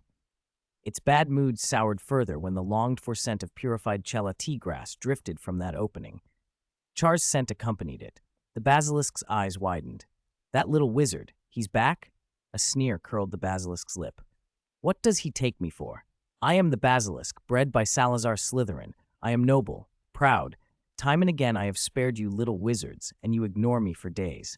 Now you light Ciel tea grass and think you can win me over? I would rather die, starve or choke on fumes, than take a single puff from this little wizard. Then, after one contemptuous hiss, it inhaled greedily. After the vile smoke and the stale stench, the pure Ciel tea grass was bliss. The basilisk writhed in pleasure in the pipe. Char, who was lighting the grass at the pipe entrance, was surprised. Why such a strong reaction? Stronger than I thought. Quitting smoking that hard? It's only been a few days. After a long inhalation, the basilisk let out a relieved sigh, but then realized its own weakness. It had vowed defiance and had given in for a single puff. Xiao Guan, it hissed angrily. You damned, dishonest little wizard. Don't think you can tame me with cheap tricks. I, the proud basilisk, will never accept you, this clumsy parseltongue thief, as Slytherin's heir. Char replied calmly, Slytherin's heir? I don't want to be Slytherin's heir. I'm already Madame Hufflepuff's heir. Our house is the best house. Why would I want to be heir to another house? The basilisk was taken aback. Char continued as if it were obvious. Of course, Madame Hufflepuff rewards every recognized little wizard. Not long ago, I received that honor and drank the nectar she brewed. The basilisk, despite 1,000 years of sleep and minimal social contact, felt a strange unease. The descendant of one of the 4 founders, Madame Hufflepuff, was of high status indeed. The basilisk's posture lowered a fraction. If anyone deserved respect, it was a founder's descendant. Still, it couldn't help asking, a little uncertainly, why Char hadn't come these past few days. Char rolled his eyes. Don't you know how expensive purified Ciel tea grass is? My family isn't rich. I'm only a little wizard about to enter my 2nd year. How could I afford that much? I've been working in the greenhouses these past days to earn it. The basilisk, who had spent centuries sleeping with only Slytherin's creed in mind, felt oddly ashamed. If Salazar Slytherin knew a Hufflepuff descendant was indulging this habit, the great wizard would probably flay it alive. The basilisk wanted to repay the kindness now. It swam back into the chamber in search of treasure to give, but all it had to offer were rat bones, droppings, and shed scales, hardly worthy gifts. If I gave him all my droppings, it muttered, it still wouldn't be enough to repay him. That would embarrass Slytherin in front of Madame Hufflepuff. Hopeless, it searched the chamber for anything of value. Then an idea struck. Why not make this Hufflepuff the Slytherin descendant it recognized? If Char were officially a Slytherin descendant, then he would be obliged to pay for the basilisk's tobacco, a few Ciel tea grass cigarettes in exchange for the title. How generous would that make great Slytherin look? The basilisk felt giddy at the thought. It slid to Slytherin's statue and let out a long, eager hiss. Back in the cavern, after the basilisk had retreated, Nagini let out a relieved laugh. It's gone. This creature has a superb sense of smell and a good memory. This one experience should leave a deep impression of you. A good beginning is half the battle. Ron, we're close, but we need more Ciel tea grass. Ron, thrilled at how near they were to subduing the basilisk, brightened until he heard they needed more grass. His face soured again. Finding that stuff had required rifling through countless trash cans in Diagon Alley. The mess and smell were bad enough. The shame of being seen rummaging was worse. Still, the thought of being recognized spurred him on. Nagini frowned and then told Ron to listen with a spell. It's the basilisk. I can hear it hissing. That hiss means it has found a descendant it recognizes. Right now, it must be coiled atop Slytherin's statue in the chamber, hissing like that. Do you know what this means, Ron? Ron swallowed. He felt dizzy. Does it mean it recognized me? Am I now Slytherin's descendant? Exactly, Nagini said. This happened faster than I expected. Ron, you're the chosen one. Ron blushed furiously. For someone who'd always lacked attention, to be recognized by the basilisk as a founder's descendant was electrifying. If his older brothers were brilliant, only he could be a descendant of the four founders. What an honor. Harry Potter might be the boy who lived, but he wasn't a founder's descendant. Only Ron. All his reluctance about trash cans vanished. I'm Slytherin's descendant. It's my responsibility to feed the basilisk. I'll rummage through the trash. Next time, I'll bring something with an even stronger scent so the basilisk remembers me even better. When school starts, it will be overjoyed to see me. He pictured himself returning to Hogwarts, striding past everyone with the basilisk under his command. He imagined the look on Char's face when Char learned Ron was Slytherin's recognized descendant. At the pipe where Char waited, the basilisk hissed again, enticingly. Little wizards, do you want to be Slytherin's descendant? Fame, glory, power, all beckon you. Char answered flatly. No, I don't care about fame, glory, or power. I'm Xiao Guan. Have you ever seen a Hufflepuff care about those things? The basilisk paused. It was true. This young Hufflepuff didn't want the identity it offered. Its voice softened. But being a descendant of one of the four founders is precious. Char shook his head. I'm already Madame Hufflepuff's descendant. That is the most precious identity to me. I'm proud of it. As a Hufflepuff descendant, I won't switch to Slytherin. We Hufflepuffs wouldn't do that. The basilisk pondered. It had overlooked something. This boy truly didn't care about Slytherin's title. How then could it be repaid? Droppings in exchange for purified Cielity grass seemed insulting, a loss of face it couldn't accept. But Char still refused to be Slytherin's descendant. What was it to do? Why hadn't Slytherin left instructions for such a case? Then the basilisk remembered an old command Salazar Slytherin had given on the eve of his departure. Besides obeying Slytherin's descendant, the basilisk had been told, if one day you encounter a little wizard whom even the identity of Slytherin's descendant cannot satisfy, lead him to the Chamber of Secrets. He will know how to use it. For 1,000 years, the basilisk had mostly slept and had nearly forgotten those words. Now, faced with Char, it recalled them. Could Slytherin have meant this Hufflepuff all along? The basilisk said to Char, Little wizard, come with me to the Chamber of Secrets. Slytherin seems to have left something for you. Then the sound of scales slid away through the pipe, fading into the dark as the basilisk led the way. Chapter 288, Slytherin's Legacy. The Chamber of Secrets, a vegetable garden. When the basilisk's voice faded into the distance, Char slowly opened his eyes. Surprise flashed across his face. Had Slytherin left something here for him? In the original story, there had been nothing in the Chamber of Secrets but the basilisk and Slytherin's ridiculous statue. That had always struck Char as odd. Building such an enormous chamber for a single monster seemed excessive. But if the chamber had another purpose, everything suddenly made more sense. He weighed his options. Should he accept the basilisk's invitation and go in? The risk wasn't great. The basilisk shouldn't attack him again, and even if its recent friendliness were a ruse to lure him into a trap, Char was prepared. As long as he avoided meeting the basilisk's gaze, its usual methods couldn't hurt him. Besides, with vitality at legendary life level, the dark arts resistance granted by the guardian tree, and a guardian tree seed on the verge of advancing to legendary, Char believed even a direct look might not be fatal. And if the chamber itself had any hidden dangers, Dumbledore and Harry had already been through it. If Slytherin had left extremely perilous magic, it likely wouldn't have escaped Dumbledore's notice. At worst, Char could call on mythical-level measures. Convinced, he pulled on Harry's invisibility cloak and headed for the girls' lavatory on the second floor. The lavatory door creaked open. A nasal, ghostly sob came from the furthest cubicle. "Who's there?" Moaning Myrtle's translucent figure floated from behind the partition, thick round glasses fogged with tears. She squinted anxiously toward the door, but couldn't see anyone. Char paid her no mind. He scanned the room and locked onto his target. The brass tap set into a grime-streaked sink, engraved with a coiled snake that caught a faint gleam in the dim light. He remembered the cold, slippery way the basilisk had spoken, like stone lodged in the throat, and mimicked it. He parted his lips slightly, pressing the tip of his tongue to his upper gums. Air hissed through the narrow channel, a low, primal rasp. Open. The small snake, carved on the brass tap, seemed to twitch. The entire fixture began to tremble and then spin. With a series of clicks and clacks, it unscrewed itself from the sink and vanished down the drain. At the same moment, a section of the tiled wall slid sideways, forced by some unseen mechanism, revealing a huge, dark circular opening. Cold air washed out of it, carrying the metallic, reptilian tang of a cold-blooded lair. Myrtle screamed, bolting back into her cubicle and beginning a fresh fit of terrified wailing. "It's open! The Chamber of Secrets is open again! Slytherin's heir is back! People will die in the castle!"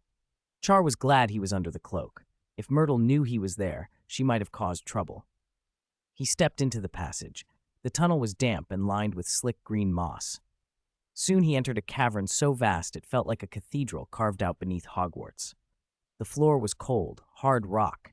Massive stone pillars rose like tree trunks, each one wrapped in exquisitely carved stone snakes. Standing there, Char felt a familiar shock. No description from a book could match the impression of seeing it in person. It was as if 3 whole stories had been hollowed out underneath the castle. He closed his eyes. A hiss came from a pipe, displeasure, unmistakable. "Little wizards," the basilisk rasped. "You're too slow." Char shook his head. "I can't crawl through pipes like you. Of course I'm slower."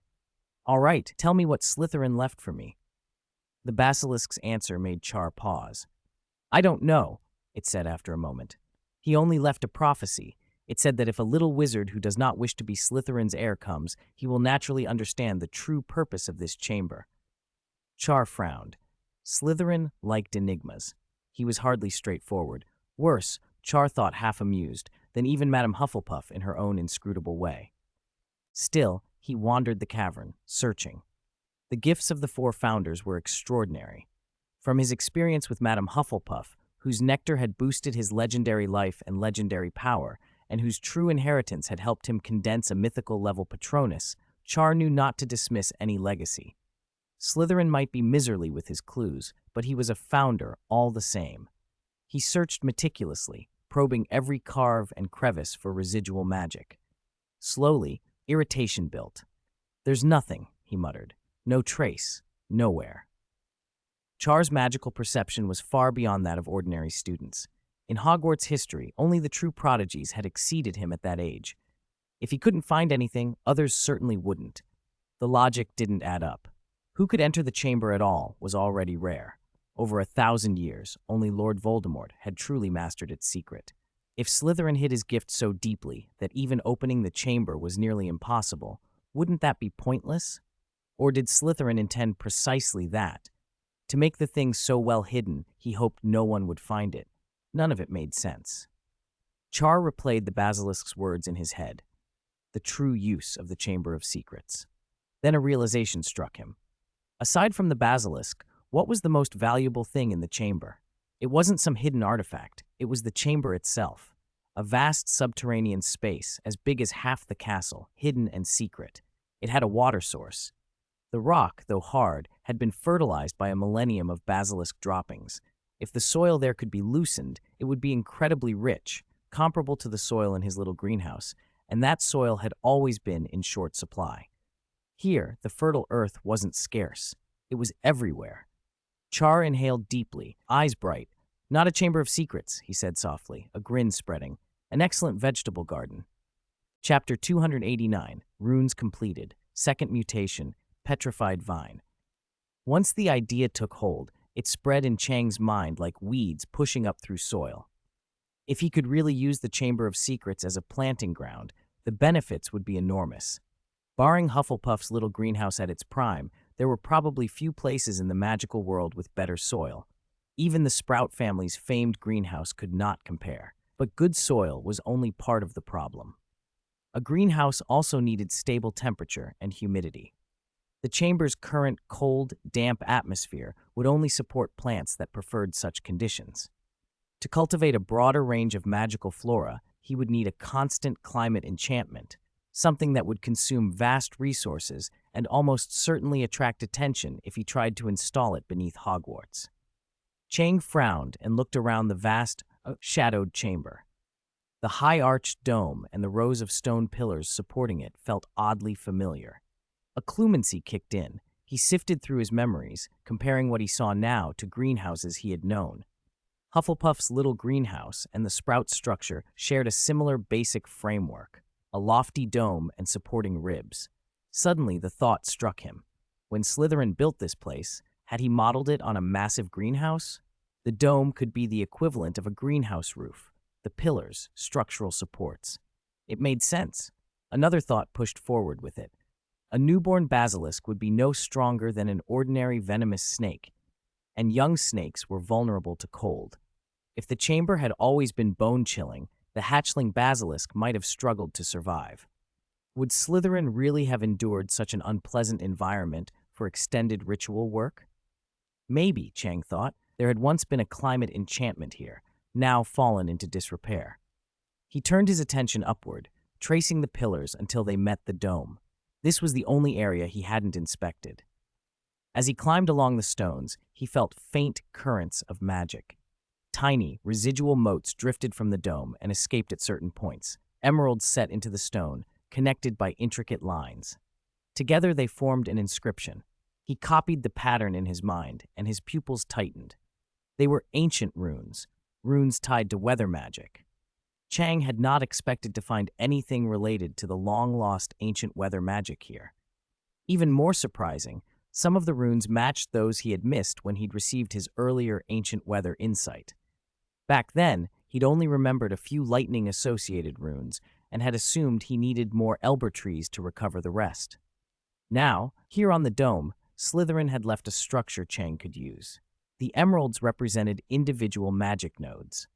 There were 117 in total. That number jumped out at him. It was the sort of rune structure he urgently needed. While his current ancient weather magic controlled only lightning, this rune corresponded to wind, something that could expand his repertoire. Even if he could not yet complete the lightning side, the wind nodes would allow him to add powerful wind control. And the rune could serve as a crucial reference if he later deduced the other structures. Chang allowed a brief smile of admiration.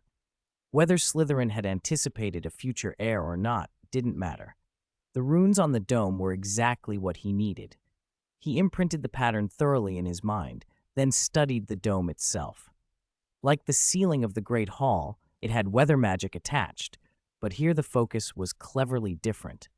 Rather than trying to heat and humidify the whole space through dozens of complex spells, Slytherin had used wind control to regulate the chamber's temperature and moisture. Efficient, elegant, and far less resource-consuming. All such enchantments required an initial impetus to restart. The weather magic here was old but intact enough that a power of compatible origin could nudge it back into operation. Exactly Chang's specialty. He pointed his wand toward the largest central emerald and quietly intoned the rune he had just remembered. "Ansuz," he murmured. "Wild wind, heed me." Magic swelled at his wand tip. He constructed the first basic 7 nodes of the 117-node structure, the minimum for a rune to function. The dome shimmered. A green light flowed from the emerald he had touched, following the carved lines, waking the other gems like a circuit lighting up. An invisible wave of energy rippled through the chamber. Warm, dry wind poured from the dome and chased away the centuries-old chill. Dampness fled. The air became warm and stable. The oppressive, suffocating atmosphere vanished. Even the basilisk reacted. The great snake's vertical pupils narrowed into contentment. It stretched minutely and emitted low, pleased hisses. The revival of the ancient climate felt to it like a return to early incubation, life-affirming and comfortable. When Chang climbed down, he found himself admiring Slytherin's craft. To design a chamber like this and regulate its air so cleverly, he muttered, Slytherin's magical understanding was profound. The basilisk seemed to enjoy the praise. Its voice, low, sibilant, and mentally intimate, filled Chang's mind. It was full of reverence for Slytherin and mild approval for Chang. It compared Chang favorably to Tom Riddle, the last heir who had awakened it 50 years ago. Tom had been able to speak Parseltongue and had rummaged through the chamber, but he had apparently never looked up at the dome. The basilisk called him foolish now. Compared to Chang, the snake thought Riddle was nothing. Far above ground, Ron was leaving the underground cave. He felt a sudden tickle in his mind. Nagini sneezed, an odd sensation given she had no nose and was disembodied. Nagini himself was puzzled. A soul shouldn't sneeze unless someone was invoking his true name. That thought tugged at him like a whisper of memory. He closed his inner eyes and briefly imagined a huge snake murmuring through the dark. Then the realization came. Perhaps the basilisk was recalling the name Nagini because a new heir had been recognized. Nagini felt a private satisfaction. He imagined the basilisk again remembering him, and he looked forward to the time he could meet it and claim the same allegiance. The memory filled him with a small, uncharacteristic smile. Back in the chamber, Chang walked the warmed stone and considered possibilities. The space could already serve as a first-rate herbology greenhouse. He could move many of the plants from the Hufflepuff little greenhouse here, including a patch of variant Devil's Snare that was nearly mature. That plant had already shown strange reactions to basilisk droppings when he had mixed a small amount into the little greenhouse soil. The mutation process had started once. In the Chamber of Secrets, where basilisk magic suffused the earth and the air, a second mutation might be triggered. If he could transplant the nearly mature Devil's Snare here, he might observe a rare and valuable secondary mutation. He decided the possible scientific and magical insight was worth the risk. He packed the variant Devil's Snare into a box enchanted with an undetectable extension charm and returned to the chamber. When he opened the box there, the plants seemed to sense their new environment. Tendrils pushed out and expanded rapidly. Compared to the cramped little greenhouse, this immense chamber gave their vines room to sprawl. In short order, the tendrils snaked between pillars and across the floor, forming a network of vines that soon covered more than half the chamber. The basilisk watched with curiosity. "What is this?" it asked. "Devil's Snare," Chang replied. "A ferocious dark arts plant. These are mutated varieties, expensive, rare, perfect decoration for the Chamber of Secrets, and functional." "Functional?" the basilisk repeated, intrigued. Chang smiled. "A net hammock of sorts. You can lie on it and relax." The suggestion brightened the basilisk's ancient mind. It slid onto one of the vine clusters and tested it. The Devil's Snare supported its weight without constriction. The snake settled and exhaled a long, content hiss. Branches whipped and stroked against its scaled flanks, but the basilisk's armored body shrugged off the lashes. To it, the whipping felt like a vigorous massage. Chang produced a lit Cielity grass cigarette, one of the tolerated plant luxuries, and offered it. The basilisk coiled its tail around the smoldering cigarette and drew in an enormous, appreciative breath. For a creature who had guarded a lonely chamber for a millennium, the comfort was intoxicating. "You're right," the basilisk admitted. "The chamber should be adorned." It settled deeper into the floral hammock, perfectly pleased. Chang, however, kept his eyes on the vines. Something unexpected was happening. The basilisk's excitement, its magic emitting in contented bursts, was interacting with the already altered Devil's Snare in a way far stronger than the droppings had done alone. The reward orb that tracked the plant's status above each tendril swelled, and the flashing rate of its progress quickened. The second mutation was accelerating in step with maturity. While the basilisk slept, a bead of venomous saliva dripped from its jaws onto a tendril. The reward orb above that tendril surged, and a section of the plant completed maturation. Its once deep black sheen darkened then, in a terrifying instant, the surface split and sloughed away like old skin. Beneath it, layers of tiny, hard, diamond-shaped scales with a cold metallic shine grew outward, scale by scale, along the tendril. The vines took on the appearance of living armored snakes. Then the magic the plant released made itself visible. A grayish-white mass of tangible energy spat from the tip of a nearby tendril and struck a small, unsuspecting mouse that had crept in through the pipes. The moment the magic struck, the creature froze, then hardened into stone like a lifelike statue. Under the whip of the newly armored tendril, the statue shattered into dust. Chang's eyes widened. The second mutation had yielded something far beyond simple Devil's Snare. "This is Petrifying Vine," he whispered, the name tumbling out of him, as if translated from a long-forgotten warning. Chapter 290, Double Diamond Grade Reward, Petrifying Gaze. In the Chamber of Secrets, Ciel stared at the scale-covered vines suspended in midair like giant pythons, and at the pitiful mouse on the floor that had been petrified and shattered. Ancient herbology texts came to mind. The petrifying demon vine, a plant whose danger was only slightly below that of blood-soul thorns. Its territorial awareness was extreme. Its strength, speed, and magic resistance were terrifying. It possessed rare petrification magic. Records even told of heroes with Titan blood, hailed as demigods, being turned to stone. Legend said that in valleys where those vines took root, even dragons flying overhead could be petrified and fall as prey. Ciel examined the vines more carefully and shook his head. This couldn't be a true petrifying demon vine. That plant would have devoured a basilisk. It wouldn't have a basilisk sleeping on it. These vines looked more like descendants that shared some traits with the petrifying demon vine. A thoughtful spark flickered in Ciel's eyes. Variant Devil's Snare, altered by the basilisk's magic, had actually acquired some characteristics of the petrifying demon vine. Perhaps the basilisk's magic was connected to petrification and induced a mutation. Or maybe Devil's Snare itself had some relation to the petrifying demon vine, and the basilisk's presence triggered a partial atavism. All kinds of conjectures ran through his mind. He set them aside for the moment, academic questions that couldn't be verified right now. The fact remained, the secondary mutation of the variant Devil's Snare was good news. The original variant Devil's Snare had been dangerous but still vulnerable to fire and fairly easy to handle.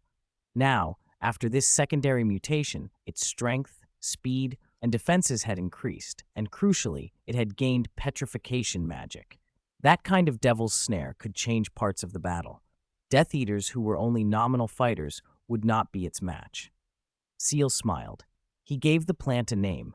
Since it had mutated from Devil's Snare and showed qualities similar to the petrifying demon vine, he would call it the Petrifying Devil's Snare. He allowed himself a brief, private hope that one day it might fully atavize into a true petrifying demon vine, though he knew such a transformation would be like making a gorilla evolve into a human. The secondary mutation was already a stroke of luck. His attention turned to the reward orb hovering above the vine. It gleamed with interplaying platinum and diamond light. The reward tier was far higher than the previous variant Devil's Snare. The system text scrolled before him. The variant Devil's Snare you cultivated was affected by the basilisk's magic, resulting in an unknown mutation and atavistic phenomenon. The variant Devil's Snare you cultivated underwent a secondary mutation, and you named it Petrifying Devil's Snare. You have cultivated the Petrifying Devil's Snare to maturity, and you will receive the rewards. Magic-resistant scales, between platinum and diamond, serpent's perception, grade. Petrification magic, a look of joy spread across Ciel's face. Magic-resistant scales, these must be the scales covering the Petrifying Devil's Snare, related to the Petrifying Demon Vine. They offered not only exceptional physical defense, but also very high magic resistance. With them, and with his legendary life, his safety would increase considerably. Serpent's perception sounded like an effect of the basilisk's magic, some kind of extraordinary sensory ability, like snake's detection of pheromones and distant prey. Any extra perception was valuable, and petrification magic, tricky and powerful in the magical world, would be a decisive trump card if he could master it. He reached out. The reward orbs floated to him and merged with his body. The system panel lit up, magic-resistant scales gleaming. Then a prickling sensation ran across his skin, as if something were pushing out from beneath it. Rhomboid black scales formed over every inch of his flesh, like a tailored suit of scale armor. It covered him completely, including his face. At a puddle in the Chamber of Secrets, he saw his reflection. Not a snake person or lizard man, just a perfectly fitting suit of scales. Drawing the Grongnil blade would make him look like a well-equipped knight. The panel flashed. Magic-resistant scales, another diamond-grade ability. Ciel tested the scales' defensive power. He snapped his fingers and, using his legendary power, created a gust capable of cracking a skull. It struck the scales with a metallic clang. He felt nothing. He nodded in satisfaction. The physical defense was better than armor, but the most important part was the magic resistance. He cast Sectum Sempra at his own arm. The spell, at platinum grade and cast by Ciel, whose magic intensity neared platinum even without boosts, should have sliced through flesh like butter and pierced most protections. Instead, Sectum Sempra met the scales and slowed to a crawl. managing only a shallow scratch that drew no blood. Ciel's legendary life flowed and healed the scales almost instantly. He was even more pleased. The magic-resistant scales clearly tied back to the petrifying demon vine. Within their tier, their magic defense had few rivals. Paired with his legendary life, standing in the open and taking wild barrages of magic would seldom cause him real harm. Instant death curses and a basilisk's gaze still needed to be avoided, of course, but this was an enormous improvement. With legendary life, legendary power, these scales, and White Eagle swordsmanship, Ciel believed few in the magical world could rival him. He retracted the scales with a thought. They pulled back into his flesh, and the surface of his skin smoothed over. Even hidden, they retained nearly half their defensive power. Practical for everyday life, with full release reserved for fierce battles. The reward's power wasn't finished. The panel added Serpent's Perception, platinum light mingling with the diamond, and petrification magic, shone in platinum as well. Ciel was delighted. 2 more platinum abilities would be useful. Then something unexpected happened. The night vision ability that had reached platinum grade from his cultivation of luminous mushrooms suddenly lit up at the same time as Serpent's Perception and petrification magic.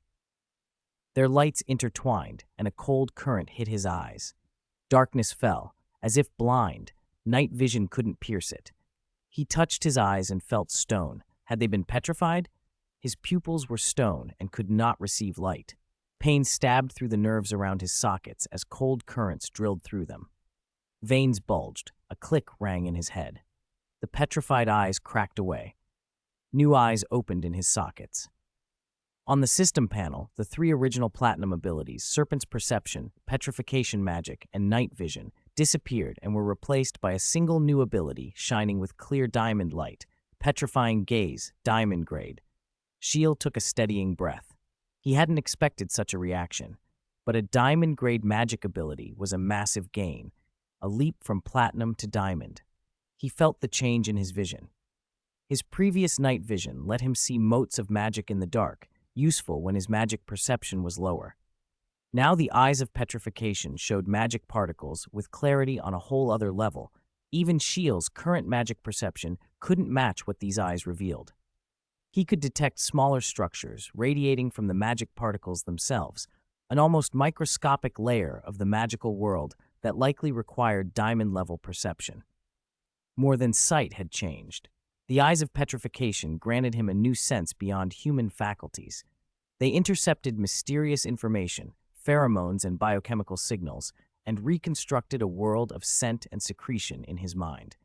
He could see the basilisk's marks of excitement or anger on the floor and the terrified last signals of the petrified mouse. These were not normal human senses, but Serpent's Perception's effects had become concentrated and refined within his eyes, and now they seemed to operate at diamond grade. He tested the petrification.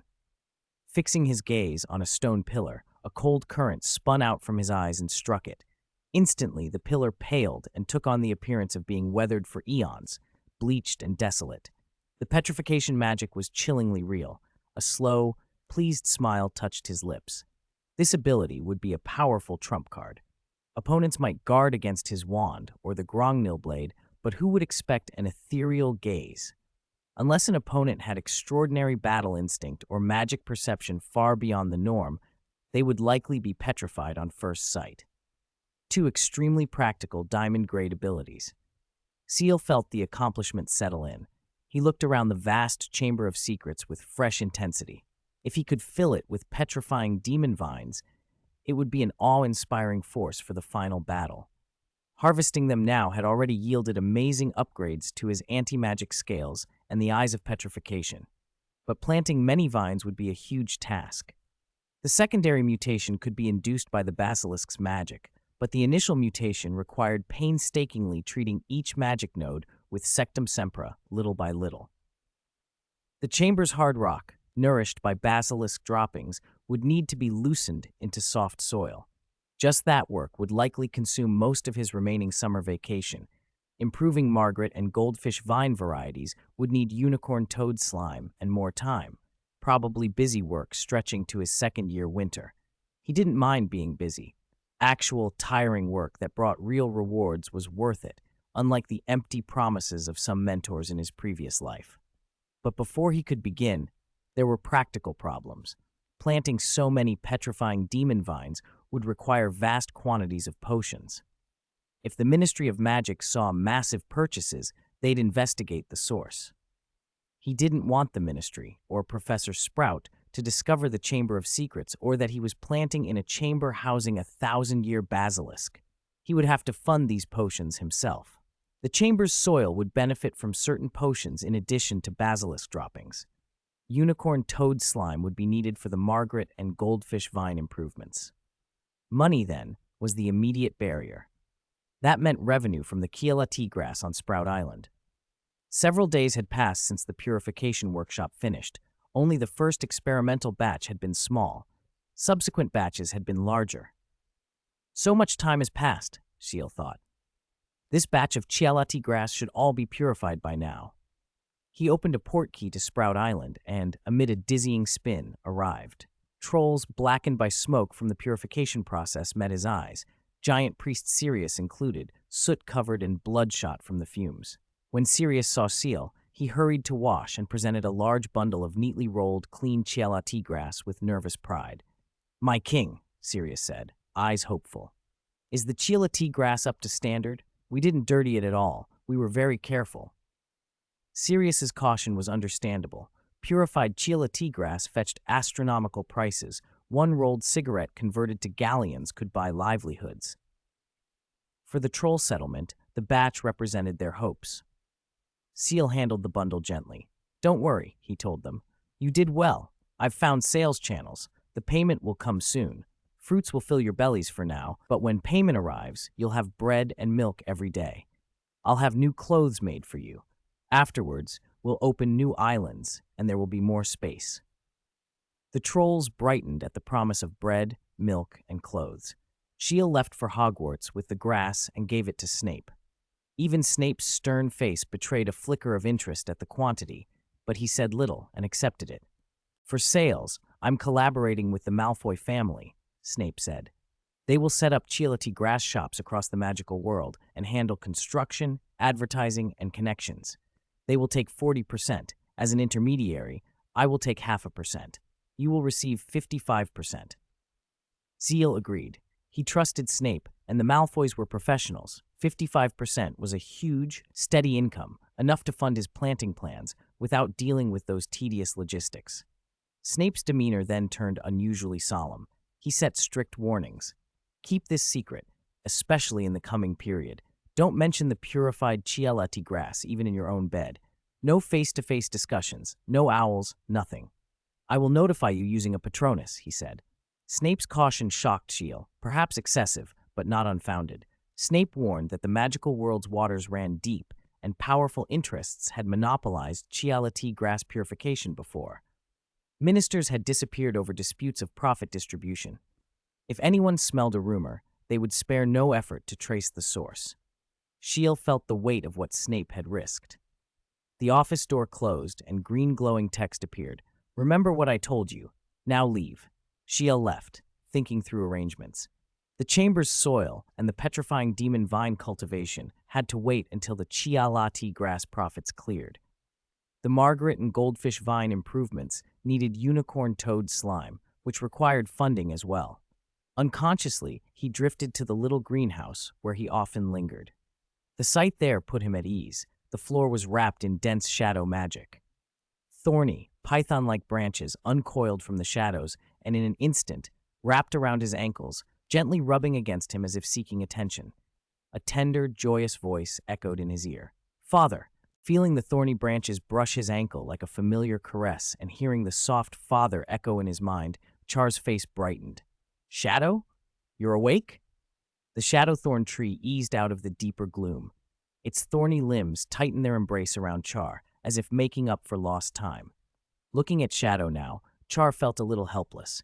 As shadow thorns, its lethality had already been formidable. Now, having gathered so many thorns and grown into a rare mythical shadowthorn tree, a single branch was far deadlier than before. If it weren't for Char's astonishing vitality and robust body, That embrace would have been unbearable for any ordinary person. Char opened his arms. After a long spell of closeness, Shadow at last calmed. Then it offered him news he hadn't expected. "You mean?" Char began. Before this, Shadow answered in that primitive echo of words in his mind. "You sank into the shadow world to digest the improvements from so many shadow thorns and to adapt to the transformed ancient shadow magic." "You entered the deep shadow world we couldn't reach last time?" Char asked. One of Shadow's branches swayed as if nodding, then stiffened, recalling the shame of its previous failure to enter the deep shadow world. It made a firm sound. "This time, it can be done." Char's eyes flickered as he tried to pull more information from Shadow, but its language and intelligence were still too limited to describe such a complex place. Only one thing was clear. The mythical Shadowthorn tree could roam freely even in the deep shadow world, and Shadow hadn't encountered anything that could threaten it. That realization sent Char's mind racing. The shadow flower he'd preserved after the Philosopher's Stone ceremony promised excellent rewards if planted. A mythical-level shadow affinity practically allowed him to bypass his own magical limits when using shadow-related magic. Combined with his ancient shadow magic and abilities like shadow control and shadow erosion, the potential was enormous. If possible, he wanted to plant it as soon as he could. He had risked shadow erosion before simply to peer into the shadow world. He wouldn't have endured that without the aim of planting the flower. Last time, though, the experience had been disappointing. The shadow world's magic suppressed his other powers. The deeper he went, the stronger the erosion. His sixth sense warned him away, and he left. The planting was postponed. Now everything felt different. Last time Shadow had been nothing but immature thorns. Even approaching the deep area had been exhausting. Now Shadow was a fully grown tree, and ancient shadow magic ran through it with power far beyond before. If Shadow could move freely in the deep shadow world, perhaps Char could too. Char himself had grown. He'd mastered ancient shadow magic and shadow control. He no longer felt suppressed in shadowed places. On top of that, he now had two new mythical-level abilities, anti-magic scales and the petrification eye. Those would help him find a suitable spot to plant the shadow flower. Thoughts flashed through him. The obstacles to exploring the deep shadow world and planting the flower seemed surmountable. "In that case," he said aloud, determination steadying his voice, "I can go again." He glanced at the invisibility cloak. To be safe, he would bring the Deathly Hallow this time. If legends were true that it could even deceive death, it should have some protection against mythical beings. If something unexpected happened, it would be a safeguard. He warned himself silently, don't go too deep. His goal was only to find a good place to plant the shadow flower. As soon as he found and planted it, he would leave. He would not poke into the shadow world's secrets. After the last brush with the God King authority and the near catastrophe, he'd become cautious around mythical existences. He had no desire to repeat that feeling. Prepared, he inhaled and stepped into the mass of shadow Shadow had created. The familiar sensation returned. The world around him was swallowed by dense shadow, and the ambient magic took on shadow nature. He had been here before. He knew the oppression and the gnawing pain of shadow erosion. Last times it had required an iron will to stay. This time there was none of that suffocating pressure. On his system panel, shadow control glowed brighter than ever. The surging, familiar darkness felt like home. His magic intensity, magic perception, and many other measures were subtly enhanced. Crucially, the complete suppression of almost all other magic that had plagued him before did not recur. Satisfied, Char followed Shadow, and together they plunged deeper into the shadow world. Their pace was far faster than before. Soon Char saw the boundary between the shallow and deep shadow realms. Beyond it, shadow magic took on a semi-solid state, black and viscous like translucent jelly or tar, similar to the shadow flower itself. Crossing that boundary had been the moment his sixth sense warned him last time. As he fled, he'd glimpsed something like a colossal python in the deep shadow, disappearing as if it had missed its prey. This time, his enhanced sixth sense hummed calmly. His petrification eye allowed him to see magic movements more clearly than his old night vision ever could. Near the boundary, there were no unusual concentrations of shadow energy. Had the problem simply been that last time he'd been a glowing target without the ability to control shadow magic?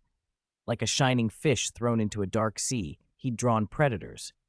Now he was nearly integrated with the shadow world, so perhaps he no longer drew that attention. Char decided he wouldn't hesitate. Shadow had already explored, so it should be safe. Together they crossed the line and entered the deep shadow world. The landscape changed.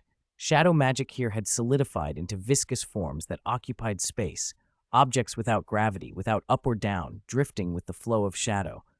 Black, semi-transparent formations moved like rocks, jagged bolts of solidified lightning, and vast, uneven caps like mushrooms, forms that human language could only inadequately describe. It was easy to see now why Shadow had been unable to explain this place before. Then Char saw a darker surprise. A bat-shaped shadow creature with melting edges collided with a writhing, multi-legged slug-like creature.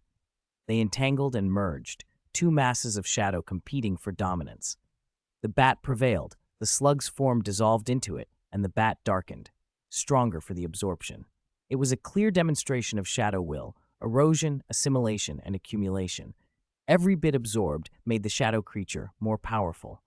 These beings were constantly devouring and growing. Shadow extended a python-like branch and snatched the bat, offering it to Char as if presenting a prize. Its voice resonated in his mind. "Father, delicious!" Char was surprised. Shadow wanted him to eat it. He waved his wand and cast an incantation of ancient magic. A shadow of his own enveloped the bat, and he felt it merge into his shadow. Another soldier joined the Black Shadow Legion he commanded through ancient shadow magic. His shadow will rose a notch. On the system panel, ancient shadow magic brightened. If he kept devouring like this, he thought, could his shadow will become infinitely strong? A cold warning pulsed in his gut, the sixth sense again. That idea was dangerous. If he truly pursued it, the consequences could be unimaginable. He looked around and understood clearly. Shadow creatures were always consuming and merging.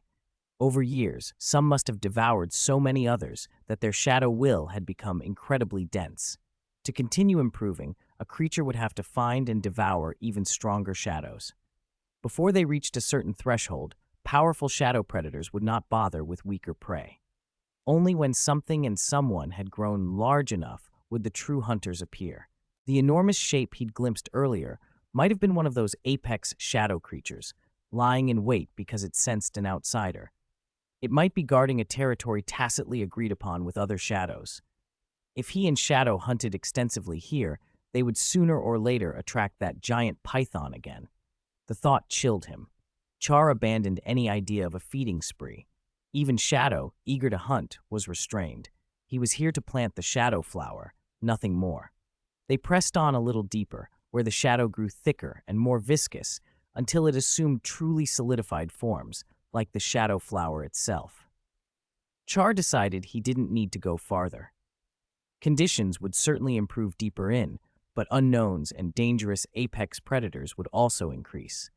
He had no reason to take that risk. He took out the shadow flower from its box, the stone relic that had once contained the Philosopher's Stone, and watched it closely. Nicholas Flamel had warned that the shadow flower would dissipate in normal surroundings, but here in the shadow world, it showed no sign of fading. If anything, it looked healthier. Relief warmed him. His theory that the shadow flower could only survive in the shadow realm had been confirmed. He planted it where the shadow was dense and almost tangible. The flower quickly rooted itself. A diamond-bright reward orb shimmered into being and confirmed the planting. Char laughed softly, relief and understanding flooding him. For creatures of the shadow world, devouring shadow magic is instinct, he murmured. Put the plant in an environment that suits it, and it will thrive. Good herbology sometimes means doing nothing but giving the plant what it needs. After the planting, he didn't linger. He left with Shadow and returned to the real world. Only when familiar light and the greenhouse's wooden beams reappeared did he let out a long breath. The real world felt secure after the shadows. Even with shadow control, he had no confidence he could stand against the apex shadow beasts that had devoured countless others. Next time he harvested the flower, perhaps that would be different. He glanced up and noticed dawn spilling light into the greenhouse. He checked the clock. Wait, More than 2 days have passed. He frowned. He'd only spent a little time in the deep shadow world, yet reality had progressed by more than 2 days. Either time moved differently there, or the time flows of the two worlds were independent. He could not rely on his subjective time spent in the shadow world to measure real-world time. He felt oddly relieved that he had not started a hunt in the shadow world. If he had delayed longer, school might already have started, and he'd have caused himself big problems. 2 days was tolerable. Char walked to the mailbox. He hoped he hadn't missed anything important. Inside were several copies of the Daily Prophet, endless fudge speeches and propaganda, a few trivial items and a joke buried on page 3, not worth his attention. There was also a letter from the Muggle world, signed Vernon Dursley. He remembered promising the Dursleys he would come for dinner about the gem minerals needed to cultivate the living fern. He had almost forgotten. Dursley's letter was overly polite, asking when he would come, whether he had dietary restrictions, and how many people would be attending. Char thought bringing a guardian might ease Muggle concerns. A lone 12-year-old at a formal dinner would appear odd, and he'd cultivated an image of being from a prominent family. He needed someone to play guardian and keep things calm. Names ran through his head. Dumbledore, immediately no. Inviting him would be asking for trouble. Hagrid would certainly want to come, but would already have made a huge impression on the Dursleys. That might complicate things. Aunt Chang was amiable and unpretentious. She'd be suitable. Professor Snape had the right presence, but might refuse to play a Muggle guest, and persuading him to appear less like a wizard would be difficult. Before he settled on anyone, something silver and shimmering stepped into the greenhouse, a stag Patronus. Before Char could react, a hoarse, urgent voice came from it, Snape's voice, brittle and strained. Something happened to that batch of Ciel grass. It must be the Ciel plantations. Part of the plan was leaked. When I was exchanging with Malfoy, a group of dark wizards attacked in a secluded spot. Malfoy escaped. The Ciel grass was stolen. Cough, cough. I'm in my safe house now. I'm alive. Hide yourself. The stag dissolved into silver smoke and vanished. Char's face clouded over. Fury rose up in him like a storm. They had touched his Ciel grass. They had interfered with his planting plans, and they had injured Snape. He had long resented the potions master's vipery demeanor, but he also knew how much he owed him. He had been trying to develop quietly. He hadn't wanted to act, but they had pushed him too far. He inhaled, and his body changed. Rhomboid, pitch-black scales crawled over his skin until they covered him entirely. Murderous intent gleamed in his eyes. Chapter 292. Is it him? The hunt. Rotting Fly Malfoy Manor still looked the part of old wealth. Peacocks strolled the grounds, and the jewel-studded path still flashed in the daylight. Inside and out, however, layers of protective magic had been triggered.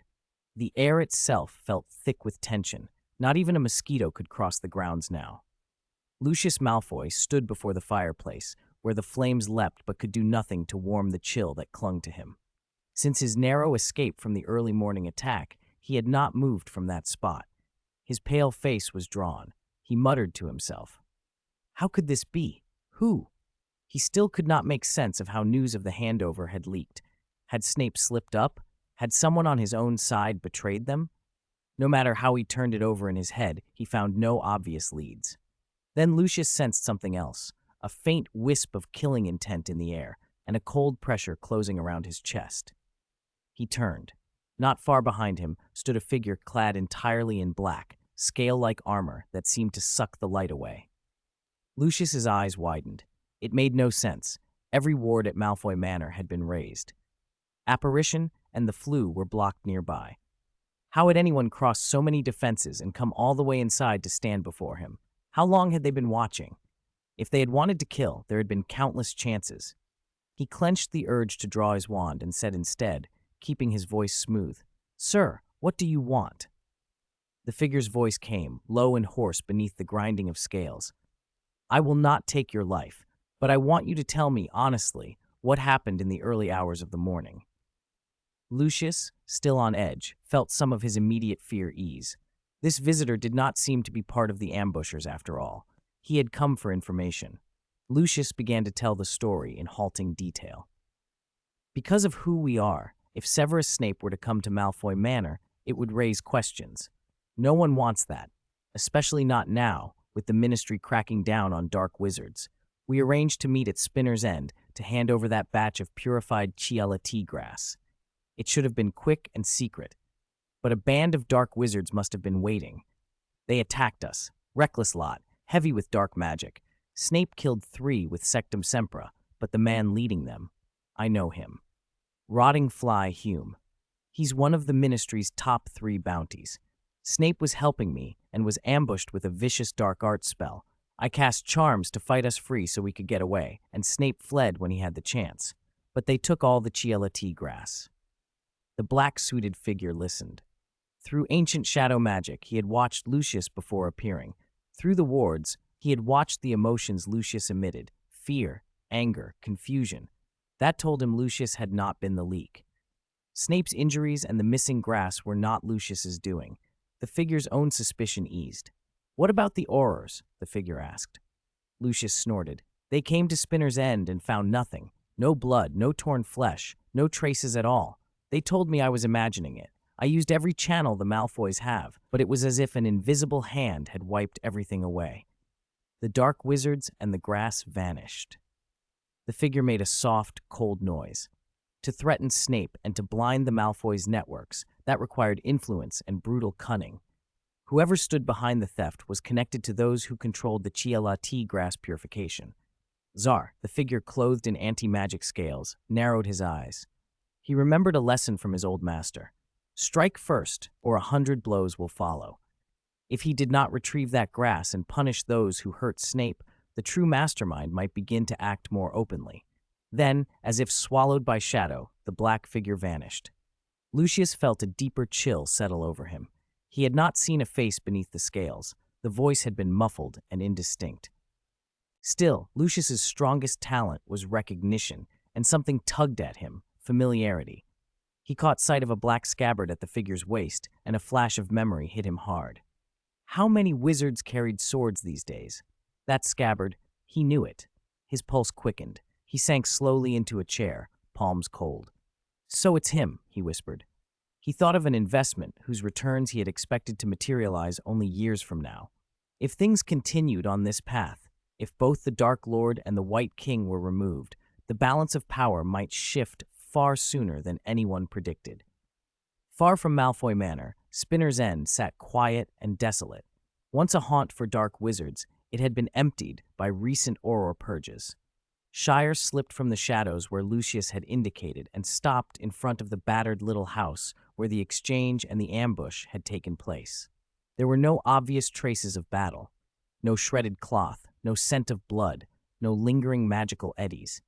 Even the scars that Sectum Sempra should have left were gone. No wonder the Aurors had assumed Lucius was imagining things. But Shire's petrifying eyes perceived what mundane senses could not. Those eyes registered pheromones and other subtle traces left when intense emotions and violence occur. Where the mastermind had attempted to erase footprints, they had missed what could not easily be scrubbed: the psychic residue of killing intent, greed, fear, the cold thrill of a successful ambush. Following those faint traces, Shire saw their trail stretching northwest. "They didn't apparate or use flue," he murmured. "No brooms either. They left by ground. If I'm right, that path leads toward the Scandinavian magical world, a haven for dark magic, chaotic and unregulated. They must be planning to sell the grass there." Shire grinned in the dim light. The very measures the robbers had taken to hide themselves were obvious to his senses. He melted back into shadow and went after them. The forest outside town was already dimming to a reddish dusk, the canopy breaking the sunset into mottled, eerie patches on the leaf-littered floor. 5 cloaked figures hurried under the trees, moving without lumos and using mundane flashlights instead. They were breathing hard. Using physical travel rather than magic had taken a toll. "Boss," one thin man panted, "aren't we taking the grasses to the place we were told? That's a lot of galleons." The leader stopped. He was scarred across the face, his left sleeve torn to reveal raw flesh beneath. Something worm-like or fly-like squirmed and writhed beneath the skin, every so often tearing the wound open again. Pain twisted his features. The thin man's question lit an ugly spark. The leader grabbed him by the collar like a dog shaking a rat. "Idiot! Still thinking about galleons?" he snarled. "Did you not learn anything from how we survive? You expect to walk away alive with secrets and money? While the people we stole from are busy covering their tracks, this is our chance." He shoved the thin man hard. "We sell the grass in Scandinavia, split the take, and disappear for good. Enough for a lifetime." The other's eyes gleamed at the vision of sudden wealth, and they nodded. "We're deep in the wood. We used no magic to get here. They'll have a hard time tracking us. Rest for half an hour, then we press on to the coast. From there, we sail north." The thin man hesitated. "Are we just going to keep running like this? Boss, I'm not yet modified with dark arts enhancements. My body's not. Can we rest longer?"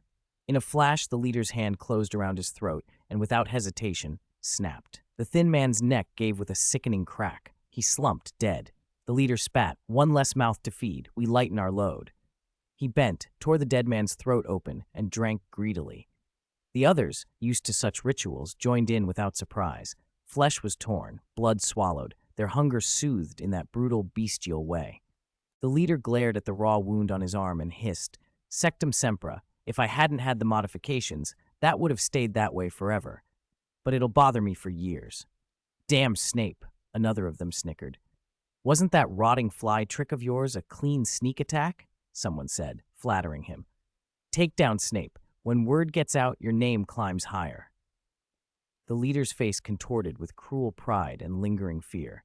As he was about to boast, a few flies rose from the wound on his arm. His expression hardened, and his gaze snapped to a nearby bush. "Who's there?" he barked. 293. Lockhart, Shadow, Petrification. At the scar-faced wizard's stern question, the other three dark wizards needed no further prompting. Several wands rose and pointed toward the undergrowth. Dangerous, lethal magic gathered slowly at their tips. A moment later, a figure stepped out of the bushes, dressed in bright purple robes, hair carefully coiffed, a face famous across the wizarding world. Now the ornate robes were smeared with mud and tangled with leaves, his hair mussed, his renowned face drained of color and full of panic. The dark wizards blinked in surprise. "Gilderoy Lockhart," one of them barked. "Corpse fly." The scar-faced wizard frowned. "Who is this?" "Not someone you know," the one who'd recognized him said, shaking his head. "No, he's a famous author. He's written books like Voyages with Vampires, Wanderings with Giants, Encounters with Yetis. He's an Order of Merlin, 3rd class, an honorary member of the Anti-Dark Magic League, 5 times winner of Witch Weekly's Most Charming Smile. The man's famous." As the dark wizard rattled off Lockhart's credentials, Lockhart himself was silently cursing his luck. He'd heard rumors of reclusive wizards in the area, including one returned from the Scandinavian magical world whose life there had been legendary. He'd come hunting for material for his next book. He had not expected to run straight into a band of dark wizards. He tried to keep his eyes from the gnawed corpse nearby and forced his voice to be steady. Gentlemen," he stammered. "It's a terrible coincidence that we meet in such a lonely place. Perhaps fate? Why don't we pretend none of this happened and go our separate ways? I have matters to attend to and must prepare for my new book." But the wands didn't lower, and Lockhart's voice trailed off. The scar-faced wizard turned to the companion who'd been talking. "You know this man well?" The wizard licked his lips and grinned. "I enjoy the photographs in Witch Weekly. Since my dark magic transformation, my tastes have gotten particular. A specimen like this? I'll take him. I'll give you a smaller cut of the galleons." The scar-faced wizard's scowl eased. Money persuaded many things. The other dark wizard began to grin as he stepped toward Lockhart. Lockhart, seeing their conversation, went ashen. "No, don't come any closer." The rest of the dark wizards smiled cruelly. They weren't underestimating Lockhart. They simply understood how crucial willpower was to casting. Lockhart's obvious terror meant even a talented wizard would struggle to use his magic. After the ambush on Snape, these men weren't going to be taken down by a frightened author. The one approaching Lockhart smacked his lips and said in a leering voice, "Don't worry, Sir Lockhart. I won't ruin that pretty face. After all, I adore your smile. Put down your wand and don't resist. I can't promise what happens if you do." Lockhart's despair deepened. He wanted to fight back, but without a steady will and having practiced so little, he could barely form a coherent spell. No one noticed a pair of eyes in the shadows watching the scene. Charles, who had been hiding nearby, was surprised to see Lockhart here. He hadn't expected this butterfly effect, but if he didn't intervene, this secondary character from the original timeline would likely be killed by the Dark Wizards. Charles scanned them quickly. They weren't in the original story, but Snape's severe wounds and Lucius's grave mention of corpsefly hum had made it clear they were dangerous. Signs of black magic transformation were obvious. Enhanced magical perception and strength. Desperate, ruthless people. Charles had fought many times in the illusion with guts. He could handle combat, but there was no reason to take unnecessary risks. With a quick analysis in his mind, he formed a plan. The leering wizard had reached Lockhart and in a creepily obscene gesture, stuck out his tongue. Lockhart's disgust twisted his features. He closed his eyes and in panic, waved his wand wildly. "Stay away from me!" From the scattered bushes, a shadow condensed into a blade, sliding up from the ground and slicing the Dark Wizard's throat. He collapsed with a heavy thud. Lockhart, startled, opened his eyes to find the dead man at the tip of his wand. For a moment he stared, disbelieving. Am I really that strong?" he whispered, then brightened. "Of course, I'm Order of Merlin, 3rd class, 5-time winner of Witch Weekly's Most Charming Smile, bestseller for 23 weeks. Of course I'm strong." His shaking hand steadied. He flourished his wand ostentatiously. The remaining Dark Wizard stood frozen. What had just happened? One moment Lockhart had been a quivering coward, the next his wand hand was steady. They exchanged wary looks. Had he been feigning weakness? "Kill him, together," one snapped. "There's no time." The scar-faced wizard raised his wand without hesitation. Sickly green lights coalesced at the tips. Avada Kedavra! 3 bolts of green cursed through the air toward Lockhart. His triumphant grin froze. The killing curse! But shadows on the ground blurred and coiled around Lockhart's body. A force tugged at him, and the shadow pulled him aside, so the 3 bolts sliced past where he had been. The Dark Wizard's suspicion hardened. His evasive movement was too practiced. This man might be a seasoned fighter, not merely a showman. Lockhart steadied himself and, emboldened, resumed his boasts. "I gave you a chance to walk away, but you insisted. I'll be honest now. I'll write of defeating you all in my next book." While Lockhart prattled, the Dark Wizard's attention was glued to his wand, afraid of a sudden counterattack. Seizing the distraction, a shadow flashed again and plunged into another wizard, piercing his heart. He fell. Now only the scar-faced wizard and one companion remained. They looked at each other, fear in their eyes. Lockhart had done nothing obvious, and yet men were dying. "Wandless, non-verbal, instant death magic," one murmured. "Even Snape." Both sought escape. They cast spells at each other to buy time, but the scar-faced wizard was quicker. His red spell hurled the other at Lockhart, fangs bared. Charles, watching coldly, flicked his wand. Another shadowy blade severed the hurled wizard at the waist. Leaving Lockhart standing, Charles sank back into the shadows and gave chase after the fleeing scar-faced wizard. Everything had gone to Charles' plan. Under Lockhart's apparent cover, ancient shadow magic made assassinations in the dark nearly effortless. But Charles' eyes didn't relax as he pursued the last wizard. The scar-faced wizard was the strongest among them. His body's transformation had been pushed to a deranged extreme, maggots and flies crawling in his wounds. He'd been part of the ambush that nearly killed Snape. Charles stayed wary. The scar-faced wizard realized something was wrong. If Lockhart were really a powerful wizard, he'd be famous like Moody or Snape. No, there's someone else. He had barely formulated it when the surrounding shadows, as if alive, stabbed at his vitals. Deep, terrible wounds opened. A normal man would die instantly, yet the scar-faced wizard knelt and rose again, standing despite the damage. He had already sensed the direction of the attack and looked hard at the shadow's source with furious eyes. "So you hide in the darkness. Close one. If not for my transformation, you might have killed me. But since you failed once, now you die." A nauseating sound issued from the wounds. Flies, reeking of rot, crawled out and swarmed toward the spot where Charles had struck. These flies had been prepared with dark arts. They could penetrate many protections and resisted even common fire magic. Snape had nearly been killed by one such fly even after casting fiend fire. Now the scar-faced wizard's many wounds could release 10 times more. Charles' face showed disgust. These were the same rotten techniques that had let them ambush Snape. But Charles' anti-magic scales would block the fly's effects. Still, he wasn't careless. Even a lion uses full strength on a rabbit. He channeled cold magic. On his system panel, the diamond-level petrifying eyes flashed brilliantly. With a rare surge of power, wherever Charles' gaze landed, the buzzing insects stilled. One by one, they turned to stone and clattered to the ground. The scar-faced wizard's eyes widened in terror. "Petrifying magic," he gasped. His flies had no defense against such a rare art. Shadows and petrification. What sort of wizard was this? He tried to flee, but Charles' gaze was faster. A heavy stiffness spread over his body, a pale, stone-like color crawling across his skin. He staggered and collapsed. "Who are you?" he croaked. "Are you here for the Ciel grass or to silence me? I've never heard of a wizard like you in Britain." There was no reply.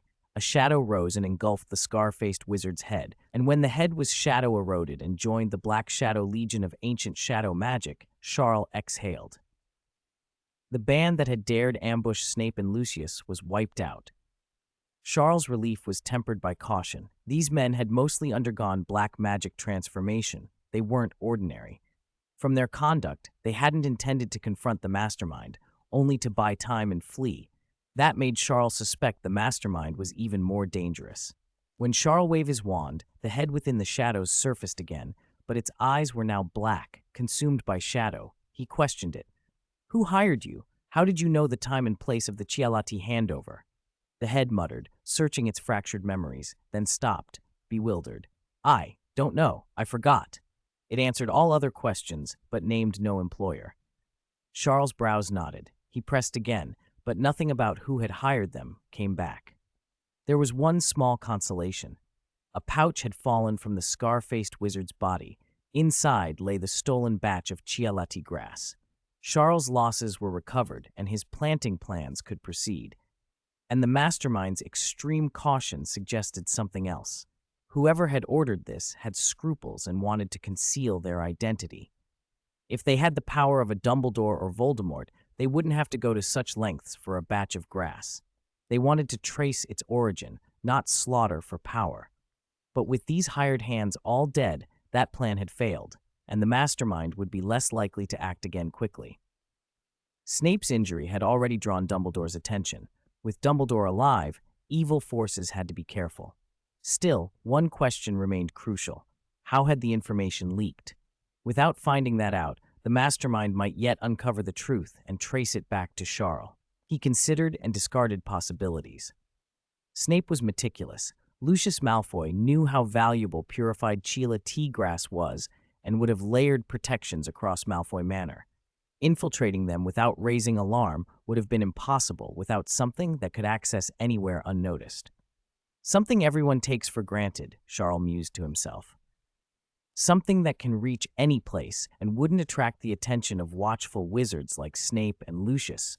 A thought flashed through his mind like lightning. Could it be them? A group of images surfaced in Sharp Sprout's mind. Beings who could come and go freely through the mansions of pure-blood families. Beings wizards habitually ignored, not even considering them fully alive. Beings every wizard took for granted as absolutely loyal. They also possessed a kind of magic most wizards could scarcely imagine. The answer was right in front of him. Sharp drew a breath. House elves. Could the leak of information be coming through them? Most wizards would have scoffed at the idea. In the magical world, no one seriously doubted a house elf's fidelity, but Sharp knew otherwise. Loyalty could be broken. He had met Eugene, a house elf once owned by Porgy Chalman, who betrayed his family after prolonged abuse. One reason Porgy Chalman met his end on Doraria Island. In the original story, Dobby had defied the Malfoys. Loyalty was not immutable. If information was leaking from inside pureblood households, house elves were the only plausible conduit Sharp could think of. His prime suspect was Dobby, not least because in the original timeline, Dobby had interfered with correspondence and caused a scandal at a Dursley dinner. If that pattern repeated, the Dursley home would be the natural place to look. He had little time before the dinner. To approach the Dursleys safely, he should bring a guardian. Snape was out, still too wounded, and Lucius Malfoy would be a catastrophe. The moment a house elf saw his master, it would flee. If the elf were connected to whatever he needed to confirm, even a moment's warning could wipe the trail clean. Ciel did not want to live under the constant threat of leaks. Who, then, could play the part of guardian? He remembered the man he had recently used as a cover, Gilderoy Lockhart. The purple robes, the immaculate hair, the smile that spread like a peacock's tail. Lockhart was worthless as a duelist, but brilliant at theater. A dinner party was his element. Ciel went back to the place where he had earlier used Lockhart's identity to eliminate several dark wizards. Lockhart was still there, basking in self-admiration beside the bodies, striking ridiculous poses and congratulating himself out loud. "You lot picked the wrong day to cross me," Lockhart declaimed. "I had mercy in my heart, but now, well, I, Gilderoy Lockhart, Order of Merlin, 3rd class." He rattled off honors and bestseller credentials with breathless pride. He even announced, in a scandalously gleeful aside, that he was slated to be the next Defense Against the Dark Arts professor at Hogwarts. "Alas, how novelists must suffer for their craft," he intoned, and prepared to regale the dead with his anticipated curriculum. Ciel listened for a moment, then decided he had had enough.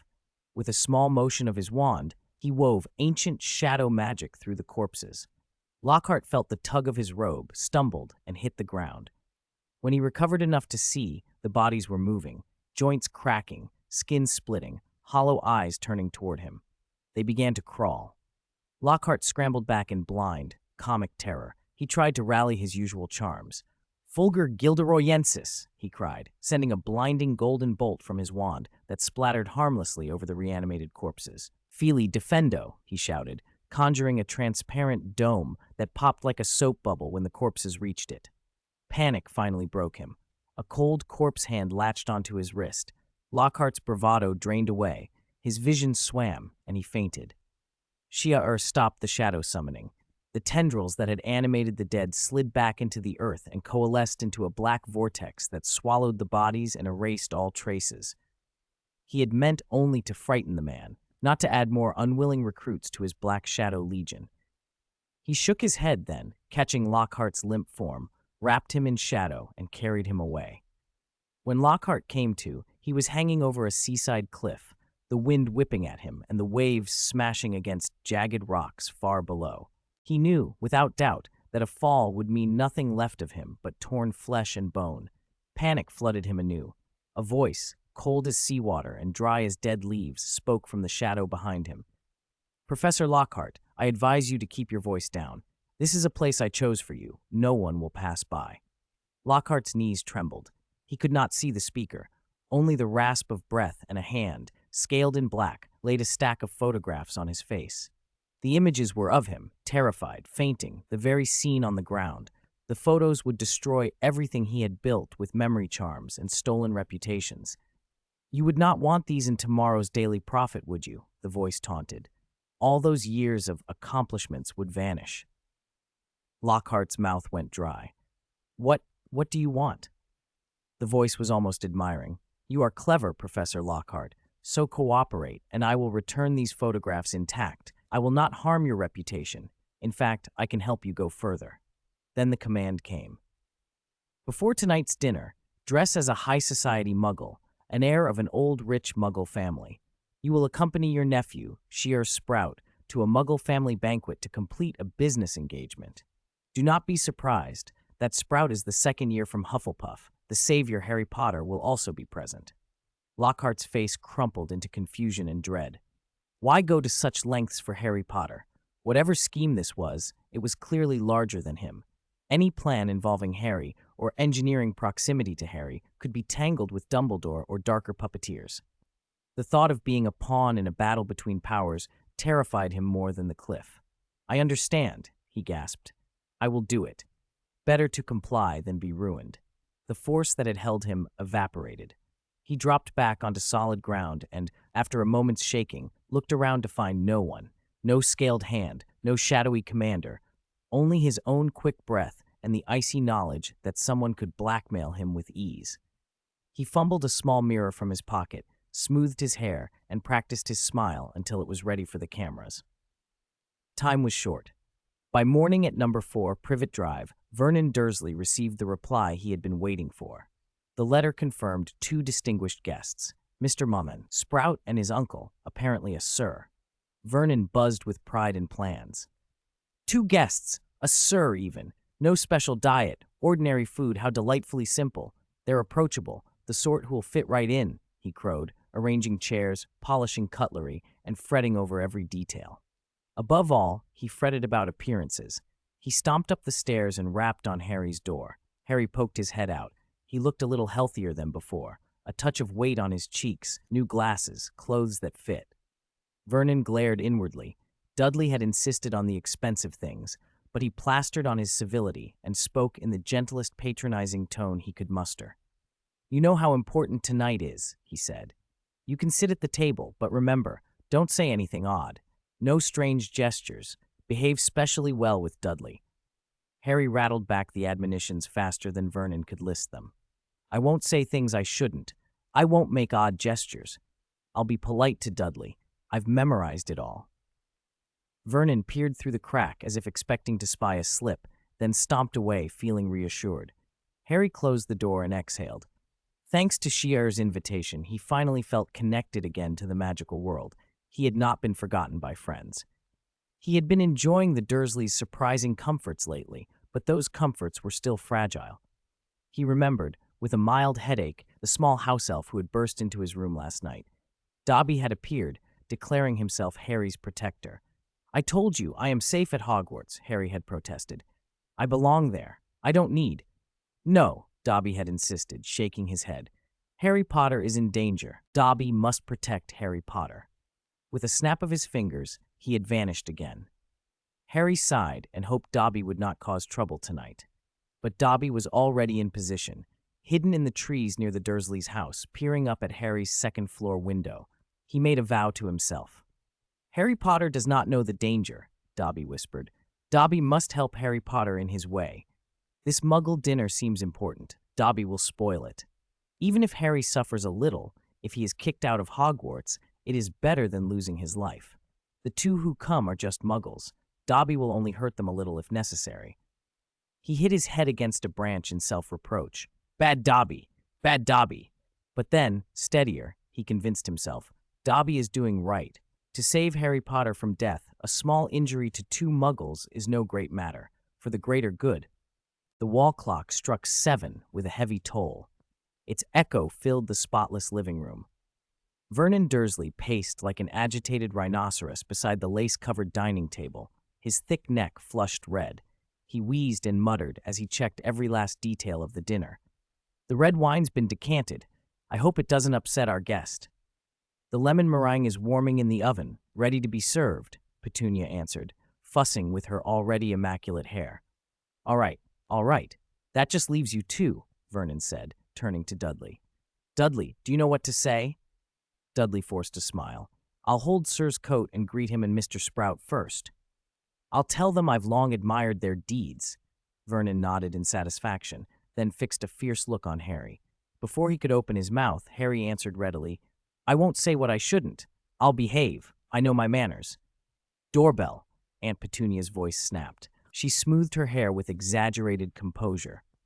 Vernon stopped, as if trying to squeeze himself neatly into his suit, and forced a respectable smile onto his face. He opened the door. Harry, who'd been cut off from the wizarding world all year and had begun to wonder if it had been only a dream, leaned forward with sudden hope. For a moment, he thought he might finally see a familiar face. Instead, a stranger stood on the doorstep. A man in a dark purple suit and a top hat, golden hair waved into place, gold-rimmed spectacles, and a practiced, dazzling smile. "Good evening," he announced. "I'm Sir Gilderoy Lockhart, holder of the Victoria Third Order and an honorary member of the Anti-War Alliance." He paused for effect and beamed. "I've also had the honor of winning Time Magazine's Most Beautiful Smile Award 5 times. The room froze.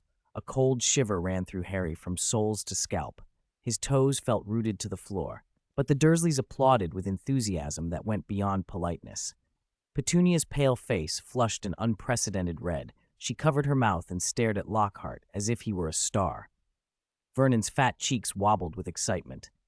Sir Lockhart, what an honor to have you in our home, he gushed. Our family has always wanted to befriend such distinguished people. Behind Lockhart, another figure appeared, Mr. Sprout. He watched the scene with a faint, peculiar expression. Vernon noticed him too and hustled the visitors inside. Mr. Sprout, you look even more radiant than before, he added, fawning. Sprout smiled politely, and Harry felt both relieved and amused. Relief, because at last there was proof he hadn't imagined his year at Hogwarts. Amusement, because Vernon's sycophancy was ridiculous even to him. Vernon went on at length about Dudley, 2 or 3 minutes of praise, as if desperate for the 2 esteemed visitors to admire his son. Then his eyes slid to Harry. And this is my distant relative's boy, Harry Potter. Vernon broke off and changed tack. Well, it's getting late. You must be starving after your journey. Shall we eat? Both visitors waved their hands. No rush for dinner, Lockhart said. We're not that hungry. How about a tour first? Sprout agreed. Lockhart's gaze flickered toward Harry more than once. Over the past weeks, he had decided that whatever mysterious forces had nudged him here had a mission: to get close to Harry, to win his trust and favor. After all, who could resist Gilderoy Lockhart? Lockhart hoped being agreeable would give him the chance to speak to Harry privately, perhaps even recover some photographs he'd been sent to retrieve. The Dursleys showed the visitors through the living room and kitchen and were about to go upstairs when Sprout's footsteps paused at the cupboard under the stairs.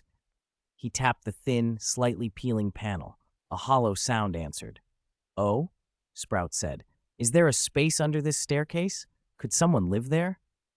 The Dursleys went pale. Vernon broke out in sweat. Petunia clapped a hand to her mouth. We know. This is for odds and ends, Vernon stammered. No one could possibly live there. Sprout didn't seem to notice their distress. He ran a hand along the edge of the door and spoke, almost to himself, in a reminiscent tone.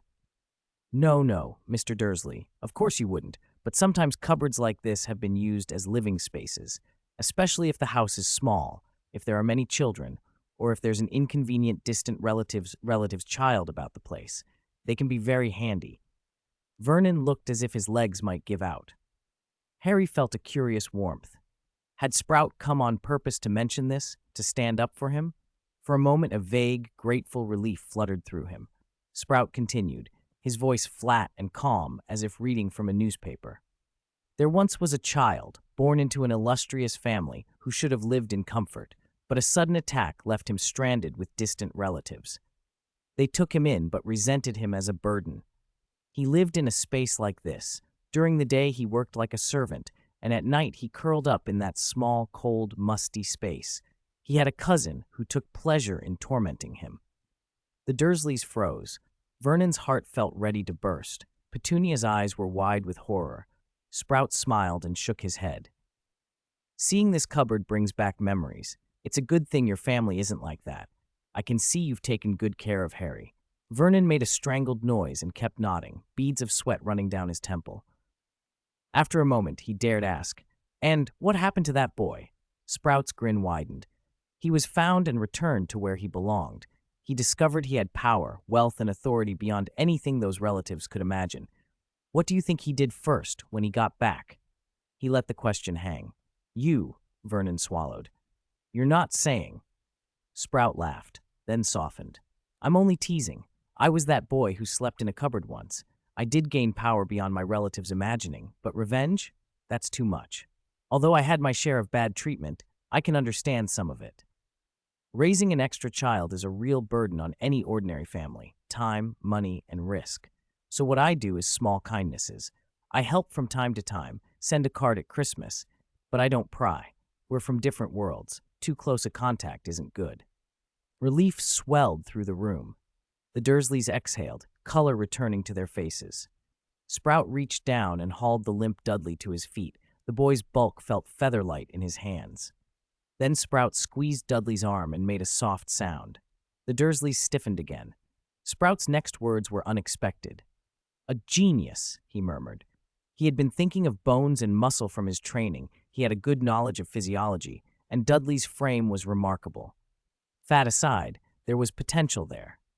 In another age, he mused, such a build might have been put to service as a reserves knight. In this age, with proper training, he might excel at combat sports. Dudley's bones are strong, his frame is excellent, he has a talent for boxing, he needs professional training and will have to lose some weight first, but he could go far. This pronouncement struck the Dursleys like lightning breaking through clouds. Dudley's small eyes flashed with pride for the first time. Vernon and Petunia buzzed with excitement. They'd always called him Duddy Darling, but had never truly believed he had talent. Hearing it confirmed by a respected visitor, and after that little scare, they became slavishly obedient to Sprout's assessment. Vernon babbled thanks to Lockhart and Sprout and ushered everyone to the table. Harry sat back with unexpected, complicated feelings. Sprout's story had done something. He understood now, more clearly, why the Dursleys had treated him so poorly. He'd been a burden and a danger to their quiet life. The old resentment in Harry's chest softened. He felt lighter, strangely relieved. He hesitated over his wine glass, wondering whether to raise it and say something, when his eyes widened and he made a sound that was almost a groan. "No! Dobby!" he cried. No one seemed to notice Harry's outcry. At that exact moment, the huge lemon meringue pie that Petunia had baked, perfectly decorated with lemon slices and piled with snowy frosting, lifted from its silver platter. It shot through the air toward Sprout's head, as if determined to bury him under sticky sweetness. For a heartbeat, the room seemed to freeze solid. The lemon meringue pie gleamed on its plate, its golden meringue promising that special, cloying sweetness Aunt Petunia was so proud of. It was meant to be the crowning moment of the evening, the sort of thing the Dursleys expected to be the highlight of any dinner. They did not expect anything to go wrong. They especially did not expect pies to fall toward Harry. Aunt Petunia screamed. Uncle Vernon turned the color of the napkin he'd been using. Plates rattled, silverware chimed. From outside, Dobby watched through the window with wide, hopeful eyes. This dinner would be ruined, he thought. Harry Potter would get expelled or grounded, never go to Hogwarts. Dobby could make that happen. But the pie did not strike Harry. Instead, Charles moved as if the whole thing were part of a practiced routine. He rose casually, one hand under the plate to steady it as if he were catching a falling feather. With the other, the silver dinner knife flashed into motion so fast it became a smear of light. There was a single bright moment, and the huge lemon meringue had been sliced into several perfectly even pieces. Each piece found its way onto the proper plate as if by clockwork. Charles' gestures were smooth, like a waltz. He wore an expression of amused surprise, his eyes sweeping under the table as if looking for some mechanical contrivance. "Springs in the table, perhaps?" he offered. "An automatic serving device? Or maybe Mr. Dursley has arranged a little entertainment for his guests, what with my supposed experience in acrobatics and swordsmanship." He smiled as if everything were delightfully novel. That disarmed the Dursleys instantly. Vernon exhaled a long, shaky "ha," patted his forehead with a napkin and began to laugh, an awkward, relieved sound. "Yes, please excuse us. What a marvelous performance," he stammered. "Not everyone is so lucky to see such elegance, so precise." Their stiffness melted. Harry's heartbeat calmed. He breathed inwardly, praying Dobby would stop there. Dobby, crouched in the shadows outside, frowned at the window. He never expected a Muggle guest to intercept his magic. He muttered, "There are other ways. Dobby will still find a way." But uncertainty had crept in. Charles, however, was not merely showman. His eyes, hard, unusual, had picked up the faint trace of magic on the falling pie. Petrifying eyes let him read subtle strands of enchantment as if they were lines on his palm. The levitation charm that had nudged the pie was outside the house, he saw, but only vaguely. He needed more. To shift the tone of the evening, Vernon, trying to impress, produced a dusty bottle he'd been saving and offered it to his guests. "Mr. Lockhart, Professor Sprout, please do try this," he said, struggling with the cork. The moment the cork was half out, the wine in the bottle erupted with a poof. Deep burgundy liquid soared and sprayed toward Charles. Where Vernon panicked, Charles did not even flinch. He kept the dinner knife poised, plucked a wineglass from the table, and held it out as if gathering dew. The torrent of wine flowed perfectly into that small glass. He lifted it to the light, swirled it, and peered at the thin rivulets clinging to the inside of the bowl. Traces of magic shivered across the surface. Clever serving, Charles observed approvingly. Mr. Dursley has an eye for presentation. A pity I'm not old enough to taste it. His compliments rained balm over the Dursleys. Vernon wiped his brow again and babbled. I learned that from an Indian, which only made him seem more eager and harmless. But Charles' eyes gleamed. The wine had given him a finer bead on the charm's origin. He sniffed the glass once more and smiled to himself. Almost there, he said under his breath. When the conversation turned to business, Charles used it to finalize the arrangement he'd come for. Mr. Dursley, he said, standing, your hospitality has been most pleasant. The food, the wine, the atmosphere, everything will stay with me. I think we can consider the contract with Grunning Drills settled. You may liaise with me moving forward. He produced a small pouch and poured glittering gems onto the table. Aunt Petunia's eyes widened. Vernon's round face flushed with a feverish excitement. The payment meant a promotion, a steady income, a little nest egg for years to come. Vernon could hardly contain himself. He lurched up and in his enthusiasm started across the table for an embarrassing hug. Dobby, hidden in the bushes, saw Vernon's motion and panicked. No, he whispered. Dobby must ruin this feast. Dobby must make Harry stay locked up. Dobby. He snapped his fingers. A violent, vengeful little spell burst free and hit Vernon just as he reached Charles. The enormous man lost his footing and toppled forward, taking his chair with him. A knife and fork clattered from his hands and pointed at Charles' face in a terrifying flash. Charles had already seen the spell's thread. As Vernon pitched forward and the knife tip came within an inch of his cheek, Charles rose and eased a firm hand onto Vernon's shoulder. An almost gentle force arrested all forward momentum. Mr. Dursley, are you all right? Charles asked softly. Do be careful. It would be a shame if you were hurt. Vernon slumped back into his chair, dazed, lips pale, unable to speak. Charles gave the Dursleys a slight nod. It's getting late. We won't keep you, he said, arranging the matter neatly. Mr. Dursley, please have the minerals delivered to the designated location at your earliest convenience. Then he turned and left with Lockhart. The door closed behind them. A few seconds later, Vernon shot to his feet, wobbling as if he'd been through a hurricane. He walked over to Harry, his face a wild mix of terror and exhilaration. Harry backed away. It wasn't me, he blurted. It wasn't my doing. Vernon's eyes were red-rimmed and bright with a complex emotion Harry had never seen in them. He breathed hard, and his voice dropped to a raw, rasping hiss. Listen, boy, I don't like you. Never have. You and your parents are freaks, troublemakers. Harry felt his stomach drop. Then Vernon's tone shifted oddly. But at least you didn't wave your broken stick and throw us all into the sea. That shows you have the smallest shred of gratitude. He took a heavy breath, as if he needed to gather what dwindling courage he had left. Anyway, Vernon announced with sudden finality, you won't have to do those chores anymore. The cupboard under the stairs, you're not to sleep there. During the holidays, if you don't cause trouble, you may go out. Did you hear me? I won't say it twice. Harry stared, mouth open. Freedom. No cupboard. No chores. For a moment his mind went numb. That joy washed over him like sunlight. He had never imagined anything like it. He'd dreamed of escape in the cupboard under the stairs for years, but never assumed the Dursleys would yield an inch. He pinched himself, half expecting pain. It wasn't a dream. And then his thoughts flew to Charles. Gratitude flooded him for the man who had caught a pie and steadied a fall he'd been blamed for. Charles had repaid Harry for lending him the invisibility cloak and helping him with Parseltongue. Small courtesies returned in kind. Outside, Charles took a breath of his own. He had repaid a debt. But the true task remained. The magic trail from the levitation charm and the wine hadn't been an accident. Dobby had acted. Charles pulled at a seam in his coat and produced a small, wicked-looking voodoo doll that had been feeding on the blood he'd offered it. The doll's curse-scented aura had thickened considerably. It had been absorbing power. For many, it would be a nightmare. For Charles, it was an instrument. He leaned down, murmured an instruction, and the doll giggled, a high, eerie sound, then slipped away on cold, cursed magic. Dobby, meanwhile, crouched beneath a tree.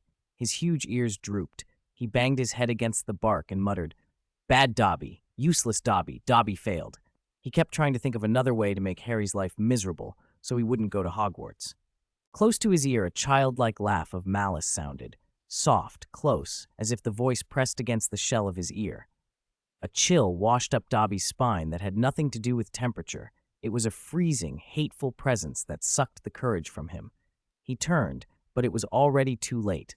Two pale little hands clapped over his eyes. He, got you, a voice whispered. Your master wants to see you. You can't run. Dobby tried to scream. His throat felt frozen. He tried to apparate, to snap his fingers like he usually could, but his fingers refused to obey. Deep shadow sealed around the tree, and when the darkness parted, Charles stood there, the voodoo doll at his side. The doll chattered and showed off, delighted. Charles nonchalantly snapped off one of the doll's tiny fingers and tossed it like a morsel. The doll's black eyes gleamed as it swallowed the finger. The smell of blood filled the air. Charles looked at Dobby with a cool, cutting calm. Do you know why I sought you out? He asked. Why you betrayed your master? Dobby sank to his knees, eyes huge and wet. He began to pound his head against the dirty ground. Bad Dobby, Dobby betrayed master, he wailed. Dobby only wanted to protect the savior, Harry Potter. Charles' shadow-darkened pupils narrowed. He wasn't interested in Harry. He was interested in Lucius Malfoy. He leaned closer. I'm not talking about Potter. I'm talking about Lucius Malfoy's meeting, the leak that brought attackers. Whoever gave that away almost killed Lucius. Are you so eager to kill your master? Dobby's shrieks ended as suddenly as they'd begun. Leak. Dobby. Dobby didn't. No. His ears twitched so violently they quivered. Dobby curses his master. Dobby wants freedom. Dobby heard of gatherings. But Dobby never told secrets of the Malfoys. At most, Dobby cursed Mr. Malfoy, said he should be hanged on a lamppost, truly. But Dobby, no secrets. Charles' attention snagged on one word. Gatherings? He repeated, watching Dobby strain and sob. The house elf babbled on between sobs. He had been to secret meetings, elves hidden behind cloaks who talked of freedom, of breaking small parts of their contracts for a price, of sharing grievances, small tricks, and black market gossip. Charles' mind ticked coldly. House elves, the ones pure-blood families considered routine and harmless, could be gathering in secret, sharing scraps of information, swapping secrets about their masters. An intelligence web seated among those servants the families trusted most. Contract magic held families together. If that magic could be nudged, the foundations could be shaken. The thought was elegant and dangerous in equal measure. He leaned back. The truth seemed to be that Dobby was not the leaker. The leak had come through something more organized, a network. Charles had found the wrong head to squeeze for now. He had what he needed, confirmation that a hidden network existed. Very well, he said. He ignored the trembling elf's further cries and dissolved into the night, taking the voodoo doll with him. That night, Charles sent the purified Ciel tea grass back to Malfoy Manor and warned Snape and Lucius to be careful about using house elves in secret transactions. Only when those immediate dangers were contained did he allow himself to inventory the hall from the trip. A few fleeing dark wizards had left behind cursed trinkets and dubious dark arts paraphernalia. Most of it he fed to the guardian tree seed he was nurturing. It digested the Bloodsoul Thorn's branch almost entirely, and the seed's store of power had climbed past epic into the neighborhood of legendary. The odd dark arts object might help the transformation, but the true prize of the mission had been something else entirely, mastery of the magical flies used by the rotting fly Hum. It wasn't that the fly's magic was incomparably powerful. Charles had his voodoo doll and his ancient shadow techniques for most needs. What fascinated him was that flies, like bees and butterflies, were essential pollinators. In the magical world, many plants still relied on insects for pollination. Magic could help, but the speed and reliability paled compared to natural vectors. If Charles could cultivate and control pollinating flies, he could replace nature with a controlled, efficient, precise system for pollination. He could direct hybridization with surgical accuracy. He could ensure that the best traits were fixed reliably and passed down through seeds. For his herbology projects, that was priceless. He had used ancient shadow magic to summon the skull of Hum's rotten head and question it. The skull, shadow eyes dull, had explained the process. The technique was within Charles' capacity. The real issue was the raw material. The flies had to be of a particular species, the black-backed ring fly. They nested only in one swamp, Kensington Swamp, and though a single fly was not especially deadly, they congregated in tens of thousands. Each bite carried a special magic. Their combined effect could be disastrous. Charles' scales of anti-magic would protect him. He could thread through the swamp with ancient shadow spells and ignore the bites that would fell another. Kensington Swamp wasn't far. Compared to what the controlled pollination would do for his flora, the danger was worth it. At the burrow, meanwhile, Mrs. Weasley fussed over Ron as he prepared to leave. "Going out again? You've been out a lot lately," she said, smoothing his hair. "I'm exploring business opportunities," Ron said, forcing a grin. "Fred and George talk about having a shop someday. I thought I'd look at possible locations, learn how people do business." Mrs. Weasley deposited a silver sickle into his palm. "Don't be stingy with yourself. Buy an ice cream if you get thirsty." Once outside, Ron let out a long breath. He clenched his fists and spoke in his head to the snake coiling in his mind. "Nagini, I'm tired of picking Cialati grass from trash. I've been finding less and less. Nagini, will that way you mentioned really work?" Nagini's voice slithered. Kensington Swamp was prime territory for an enterprising wizard, she said. The black-backed ringfly was necessary for certain magics and was harvested there. A vial of the flies could be traded for a galleon. The queen's material, caught but rarely, was worth fortunes. "You'll be rich," Nagini promised. "You could buy more Cialati grass to strengthen your bond with the basilisk and help with household expenses." "Why has no one heard of this place?" Ron asked. "Why hasn't everyone been trapping flies there if it's so profitable?" "Few have the stomach for it," Nagini replied. "Swarms of those flies can even bite through dragon scales. Who would risk their life for them? But I can help you resist the bites. With my help, the good times are ahead." Ron pictured the wealth. More Cialati grass, more power, maybe even outstripping Charles' resources someday. His steps quickened. Kensington Swamp, the black-backed ringfly queen. First, he'd go to Diagon Alley and buy ingredients to brew a potion to resist the fly's bites. "Charles," he muttered under his breath, "just wait." Chapter 297, Swamps, Mutants, and How Easy It Is to Make Money. Kensington Swamp reeked of rot, a stench that rose like the breath of 1,000 corpses. Under the moonlight, dark green mud gleamed with an oily sheen. Now and then a fetid bubble burst on the surface, and through the rupture you could glimpse bones half swallowed by muck, crawling with maggots and flies. Charles stared at the nauseating scene, his brow creasing. No wonder even some wizards, who knew how valuable black-backed ringflies from Kensington could be, dared not come near. The place itself was enough to deter anyone. Add to that the flies and the maggots. Without the right protections, anyone who went in rashly would end up another set of bones in that mud. He smirked and shook off the thought.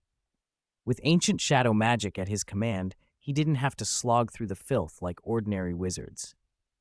A flick of his wand, and he traced the runes that awakened the shadows. Darkness pooled on the ground. Charles stepped into it, and his figure melted away. He glided across the swamp as if over solid ground. To the flies, he was nothing more than a shadow, uninteresting and harmless. That didn't mean he wouldn't harvest them. The shadow under his feet fanned out like the legs of an octopus, swallowing mature black-backed ringflies wherever it passed. Moments later, Charles re-emerged onto a flat patch of swamp and held several buzzing bottles filled with the valuable insects. Even a few jars could make an ordinary wizard's day. For Charles, however, their monetary value was small compared to their uses. He pricked his finger and let a drop of fresh blood fall into one bottle. At the scent, the flies went wild, swarming for it. Charles tapped his wand again and channeled a twisting, flesh-altering black magic transformation. The flies that fed on his blood began to swell. What had been little things the size of ordinary flies ballooned into spheres larger than a ball, still expanding. Their exoskeletons took on a metallic sheen. Their wings beat with a hard thrum like tiny airplane wings. Rows of barbed, glinting mouthparts sprouted. Charles watched, intrigued. "So there are truly such peculiar magical creatures," he murmured. "I only meant to experiment, make them bigger, stronger, more aggressive. But they changed in an instant, like blank paper for this black magic transformation to draw on. No wonder they're prized for black magic experiments." The transformed flies shattered the glass bottles with an ear-splitting crash and rained out in a furious swarm, furious at their confinement. They lunged for Charles, but when an anti-magic scale armor shimmered into being around him, their attacks couldn't even mark the dense black scales. He plucked one of the mutated flies from the air and examined it. After black magic transformation, they're like paper with ink on it, he said. If you keep applying the same magic in other directions, they'll become ordinary, lose their uniqueness. Bored with the experiment, Charles slipped back into the shadow and went deeper into the swamp. The flies I caught in the outer swamp varied in how well they took to transformation, he thought. Clearly, it depends on their individual condition. Shum told me the further toward the center you go, the better their quality. There are even special individuals bred from a ringfly queen. Their potential after black magic transformation is several times that of ordinary flies. Each of those is worth a pretty sum. And the queen herself, if you could control her, she might produce those special ones continually. Her transformation potential is said to be dozens of times greater. His eyes narrowed at the thought of a queen insect. Shum had sought one many times and always had to turn back. The center of the swamp was deadly. This time, Charles was determined to try. Once he disappeared into shadow again, the mutated flies he'd abandoned beat the air where he had been, confused. Then, enraged, they fanned out to search for the little wizards who had disturbed them. At the swamp's edge, wading through the cold, fetid mud, Ron Weasley grumbled, bundled in too many layers and sinking with each step. Bloody hell, this is disgusting. In his head, Nagini spoke in a low, coaxing voice. These are all tests for you, Ron. Remember the value of the black-backed ringfly. At that, images of galleons chimed in Ron's mind, and with them the sweets from Honeydukes, shiny new robes from Diagon Alley, and a wand of his own. Things that had once seemed out of reach suddenly felt possible. He gritted his teeth and pressed on. The flies were alarmed by his intrusion and rushed toward him. Nagini, will that insect repellent potion you taught me really work on so many of them? He asked, voice tight. You followed the recipe exactly, Nagini replied. Even Dumbledore would approve. They won't be able to sting you. Just relax. She was right. The moment the black-backed ringflies neared, the repellent smeared on his skin sent them into confusion. They buzzed drunkenly and lost their ability to attack. Ron took advantage of their disorientation and filled a wide-mouthed jar with them. One bottle, several galleons, he told himself. He filled another, then another, until he had 5 or 6 jars. He pictured the coin exchanging hands, a new set of robes, treats from Honeydukes, walking back to school without anyone teasing him for being poor. As he savored the fantasy, a different, urgent buzzing cut through his thoughts, a metallic hum like a large engine of wings. That one sounds big, must be worth even more, he muttered. He turned toward the noise, hope brightening his face. The smile froze there and did not return. Chapter 298, Queen of Insects, Welcome Your King. I was wrong. In Ron's field of vision, a swarm of black-backed ringflies, each larger than a quaffle, beat their wings angrily and bore down on him. Their hideous mouthparts flashed with a cold, metallic sheen. He was certain a sting from one would leave a gaping wound. The insect repellent potion he had slathered on offered some protection, but against these mutated flies it was far less effective, only enough to slow them, not stop their aggression. Damn it, he muttered. He yanked another bottle of the concentrated repellent from his pocket and flung it into the air. As the potion dispersed, the altered flies staggered, drunk and disoriented. Ron seized the chance to scramble away. Only after the metallic whine of beating wings receded did he dare to let out a long, shaken breath. How could black-backed ringflies like this appear? He thought, panic rising when Nagini's voice spoke in his head. These black-backed ringflies have been modified by transfiguration, Nagini said. Ron, someone arrived at Kensington Swamp before you. The news made his heart drop, but Nagini's tone turned reassuring. Kensington Swamp was dangerous, she reminded him, but other wizards came here to try their luck. None of their methods were as precise as the insect repellent potion Nagini had prepared, and most were only skirting the edges, catching weak specimens for a few galleons. With Nagini's guidance, Ron still had a chance to penetrate deeper and find a queen insect. A queen would allow him to breed black-backed ringflies at will, like owning a galleon-producing mine. Ron drew in a long breath and muttered to himself, half to convince and half to boast. Yes, I am the chosen one. I am special. He pictured destiny. If no one else could claim the queen, then the queen was meant to be his. His eyes burned with a fervent glow as he slogged deeper into the swamp. Meanwhile, a shadow already moved in the swamp's heart. Compared to the outer bog, the stench here was marginally less intense, but a pale white mist hovered throughout. At first glance, this central marsh seemed less hostile, yet beneath the fog lay a potent toxicity. Inhaling it without protection could leave an ordinary wizard feverish or worse. Even prepared dark wizards who had ventured here to find a queen insect had to be cautious. Shum, who had explored these depths before, always returned battered. The longer one stayed, the more dangerous the mist became. None of this mattered to Charles, submerged as he was in shadow. The poisonous haze could not penetrate him, and he moved through it with only curiosity. He snagged a few black-backed ringflies drifting in the mist and applied the same black magic transformation as before. The results confirmed his expectations. The closer to the swamp's center, the stronger and healthier the flies.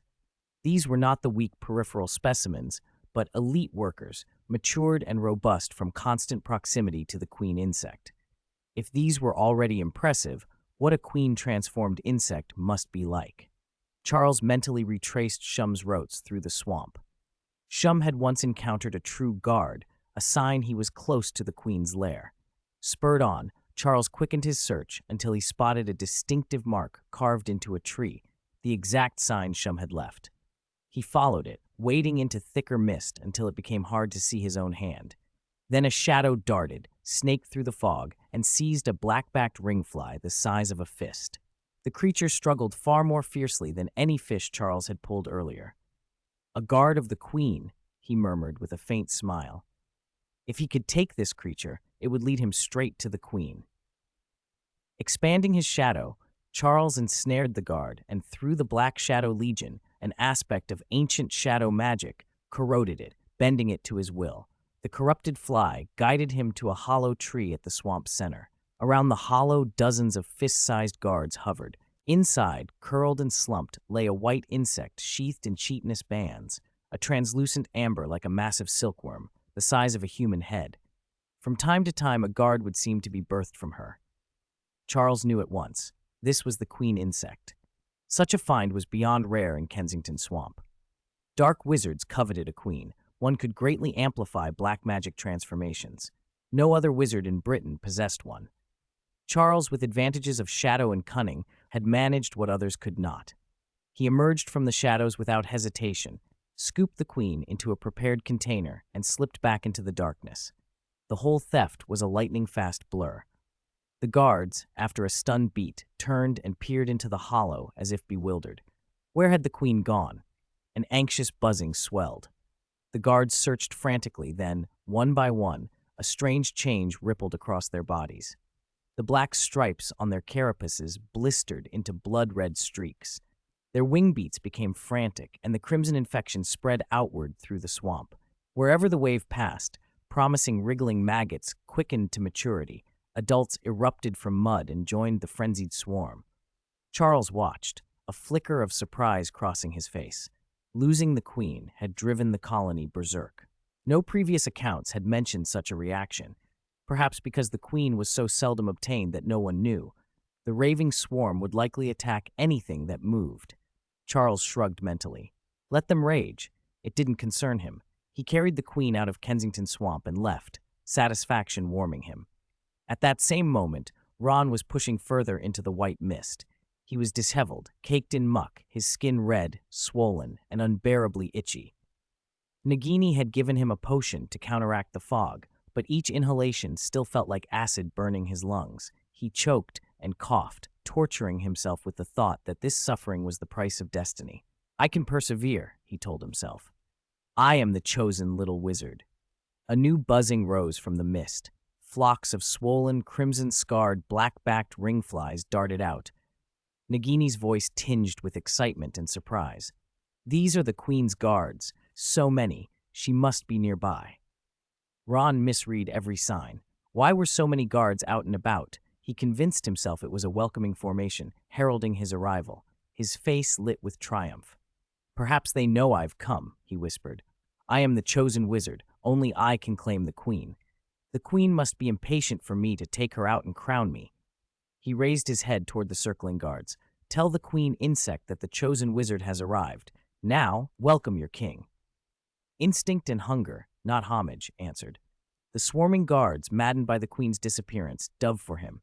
Even with repellent, their stings penetrated his defenses. Pain like none he had known flared across his body. Ron's confident voice broke into panic. "What are you doing? Are you committing regicide? I am ordained to be king. Stop stinging. Help. I was wrong. I don't want to be king anymore. Just stop stinging." His cries vanished into the fog. Back at the Sprout family estate, Charles returned triumphant. A fervent light burned in his eyes. He set the queen down, pricked his finger, and squeezed a drop of blood onto the amber carapace. He raised his wand and wove the black magic transformation. The magic unfolded like a living thing. The queen's chitin shimmered as blood-red threads bled through her amber shell. They wound and knitted, forming a cocoon-like lattice that wrapped and transformed her. Chapter 299, Beyond Perfection, second year before Char. The black-backed ring-fly queen was already wrapped in a cocoon of bright red. A slow, rhythmic pulsing like a heartbeat came from within. Char had never seen anything like it during his black magic transformation experiments. Could the black-backed ring-fly queen be unusually compatible with transfiguration? His eyes glittered. Using his petrification eyes, he watched the flow of magic inside the blood cocoon. He felt his worries ease a little. The magic inside had not weakened. If anything, it grew stronger with every pulse. Through the crimson, semi-transparent shell, he could hear faint, dense crackling and rustling, as if the queen's chitinous armor were being crushed and her body rearranged. The transformation took 2 to 3 hours. At last, the fine crack subsided. The heartbeat-like pulse slowed, and each beat grew more powerful, like a new life straining to get out. 2 hours later, the cocoon gave one final pulse and split with a crisp crack, revealing a completely transformed queen. It no longer resembled a repulsive maggot or common fly. It looked like a plump, chubby silkworm of ruby, almost cute. Char's expression shifted. The black magic transformation had worked in ways he hadn't expected. When he'd cast the spell, he'd hoped to alter the queen to better spread pollen and sense magic, reducing magical loss from pollen and improving dispersal efficiency. Had he achieved that? Impatiently, the queen laid its first offspring. The new fly was unlike the original black-backed ring fly. Its proboscis was not the deadly spear of before, but a softer, nectar-sipping tube built for pollination. Its wings looked gentler, like a fruit fly's, and its whole body shimmered ruby. "We can call it the ruby fruit fly," Char murmured. He still wondered whether it would meet his standards for pollen dispersal. He brought the ruby fruit fly back to Professor Sprout's greenhouse. He had planned to test it on 2 Margaret plants, but in a newly cultivated corner, he found a patch of something far more interesting. Mud taro flowers. A difficult magical plant prized for treating convulsions, its cultivation hinges on an exacting pollination process. Mud taro's pollen dissipates its magic extremely quickly. Only near-instant transfer and fine compatibility between donor and recipient will secure successful pollination. Because of this, the mud taro flower is a central test in any herbology assessment, one of the hardest pollination challenges. Char's eyes widened. The patch was at the precise stage where it needed pollination. If it failed, the plants would regress. It was the perfect test for the ruby fruit fly. He released the newly hatched fly. Starving, it darted to the nearest mud taro flower and plunged its long proboscis into the stamen to feed. Pollen clung to the proboscis as it fed. When it flew off to another flower, Char tensed. Mud taro pollen usually lost its magic almost instantly in transit. Then he realized why it hadn't. A barely visible membrane enveloped the pollen on the fly's proboscis, holding the magic in place and preventing dissipation. The ruby fruit fly did not simply go to the closest plant next. It circled and chose a slightly more distant flower. With his petrification eyes, he checked both flowers' magic signatures. They were the most compatible possible pairing, essentially the textbook perfect match. It would have taken him time to discern that. The ruby fruit fly did it instinctively and quickly. The receiving mud taro flower showed successful pollination. Perfect didn't do it justice. This was beyond textbook, something even the most accomplished herbology master would consider virtually unattainable. Char felt a surge of delight. If the queen could continually produce these ruby fruit flies, then the pollination process for every plant he cultivated would become exceptionally efficient. Over time, excellent traits in his crops would be preserved far more reliably. This trip to the swamp had not been in vain. Char took the ruby fruit fly and left the greenhouse. Not long after, Edeline hurried over to the experimental plot where the mud taro flowers were planted.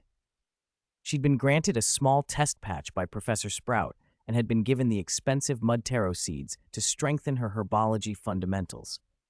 Though her Robinson family bloodline allowed feats that stunned many herbology masters, years of wandering had left her lacking practice in basic exercises. She'd finally had a chance to settle down and work on them, but pollination of the mud taro had stumped her for days. Arriving at the plot, she found one plant already successfully pollinated. Her eyes widened. The result was not just correct, it was more perfect than she'd ever imagined possible. This couldn't be a coincidence. Someone had done this. She thought of Char leaving earlier. A flicker of doubt crossed her face, but she pushed the thought away. If Char had achieved such a thing, his herbology skill would be unfathomably high, so high that the far-seeing flower should have shown his image. It had not. So it wasn't him, it had to be Professor Sprout. Surely the Hufflepuff Dean had seen her struggle and quietly helped. Admiration filled Edeline. Professor Sprout's herbology was beyond measure. There was so much to learn during her time at Hogwarts. Char, meanwhile, had no idea what Edeline was thinking. He was back at Hogwarts when an owl delivered a box. Inside were the supplies he urgently needed, unicorn tree frog mucus among them, and a note from Gringotts' underground vault. The vault held nearly 3,000 galleons, proceeds from the first batch of Ciel grass sales. Char breathed in, a small thrill of excitement. After buying so many precious materials, he still had nearly 3,000 galleons left. The Ciel grass business was indeed profitable. With this, he thought, all those herbology projects can begin. If he completed his preparations over the summer before school resumed, the harvest by this time next year would be enormous. For the next month, Char threw himself into herbology, working from dawn till dusk until time blurred. Then a letter arrived in his mailbox. A school acceptance letter with a far longer shopping list than last year. Standard Book of Spells, Grade 2 Break with a Banshee, Travels with Trolls, Holidays with Hags. He read the list, breathed deep, and smiled. The second year was about to begin. Chapter 300, January Changes, Hannah's Invitation. Char stood a little dazed, staring at the Hogwarts acceptance letter in his hand. Summer had slipped by faster than he'd expected. For many of his classmates, the break had felt endless. For Char, it had gone by in a blink. He'd learned in his previous life that the more you grow, the quicker time seems to pass. Fortunately, he hadn't squandered the months. He had used almost every spare minute. In the Sprout family greenhouse, he'd been experimenting with unicorn tree toad slime as a catalyst and had pushed a new batch of Margaret's up to the silver tier. The slime wasn't as potent as Edeline's blood had been, and the modified Margaret's still weren't quite the same quality as his earlier breakthroughs, but the results were stable and controllable, and Char was satisfied. He'd also worked on Sprout Island, using the same catalyst to improve the goldfish vine there. The effect hadn't been as strong. It only reached a bronze level instead of silver. Still, the bronze goldfish vine was a dramatic improvement from its former black iron rating and gave his magic perception enhancement a meaningful boost. Those two projects had consumed most of his time. For the rest of it, he'd been developing the Chamber of Secrets soil. Only 2 days ago, he'd finished turning and conditioning the earth there, mixing in a variety of soil-enriching potions. In his mind, the plan was already taking shape. In about a week, when the potions had fully taken hold, the soil in the chamber might even surpass the little greenhouse. Then he could start planting petrified devil's snare. A small smile crossed his face at the thought. An owl intervened, flapping down to deliver another letter. Char opened it and read Hannah's neat, hopeful handwriting. Dear Char, I imagine you've received your acceptance letter. Are you free to go to Diagon Alley today to buy school supplies? It's the busiest time there. I'd love to show you around. Char blinked. He'd promised Hannah he'd accompany her to Diagon Alley when school time came, back when he'd been preparing that birthday gift for his aunt. He'd been so engrossed in herbology this month, he'd nearly forgotten. Hannah had helped him a lot. She deserved the time. Most of his work was done, and he was heading to Diagon Alley anyway, so he could spend the day with her. He wrote back quickly, agreed on a meeting place and time, and hurried to the Sprout household to change out of his work robes. He wanted to look presentable. He'd just finished washing and dressing when Professor Sprout's face appeared at the doorway, bright and anticipatory. Char, she said, do you have plans to go to Diagon Alley with a friend? Is it Miss Granger? Char hesitated. It's Hannah, she said with a delighted chuckle. Ha, that's wonderful. That little witch. She may not be as clever as Miss Granger, but she's honest and sweet. You're doing very well, Char. Keep it up. Char's cheeks twitched. His aunt's matchmaking enthusiasm was always a little overwhelming. Judging by her tone, she seemed to hope he'd find companions and one day give the Sprout family more descendants. He shook his head, smiled weakly, and slipped a handful of flue powder into the fireplace.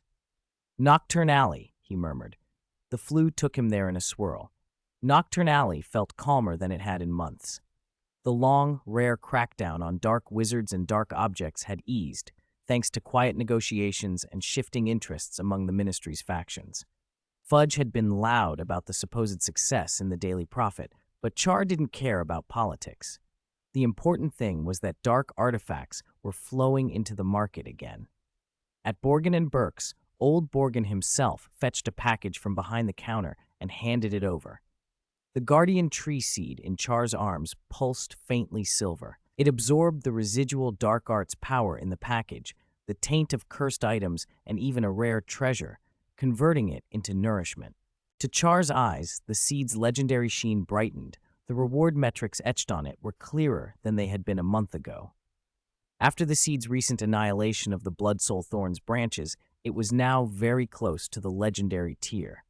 Continued acquisition of dark items, especially those the Malfoy family had quietly been helping him obtain from more dangerous corners of the magical world, meant a complete promotion was within reach.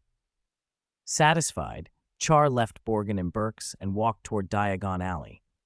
Nocturne Alley had fewer obvious dark wizards about. Those who remained were subdued, careful not to draw attention. No one wanted another Auror sting operation. Before long, he reached the spot where he and Hannah had agreed to meet. Hannah surprised him. Her once clumsy pigtails were gone. Her hair was neatly braided. She wore no witching robes, just a small floral dress that fluttered slightly in the breeze. When she saw Char, she flushed and waved energetically. You're wearing a dress? Char blurted, taken aback. Hannah's blush deepened, and she looked nervous for a moment. Does it not suit me? It suits you, Char said without hesitation. Very much. You look. He felt oddly awkward saying it, but he found the words. You look very pretty. Relief bloomed across her face. She smiled, bright and grateful. Then let's go. There's an ice cream shop nearby. Their ice cream is absolutely divine. Char let out a helpless laugh. Some things never changed. Hufflepuffs always seemed to prioritize snacks. It was endearing. All right, he said. My treat. You can pick as many flavors as you want. They had barely taken a step when a surprised voice called from behind them. Char?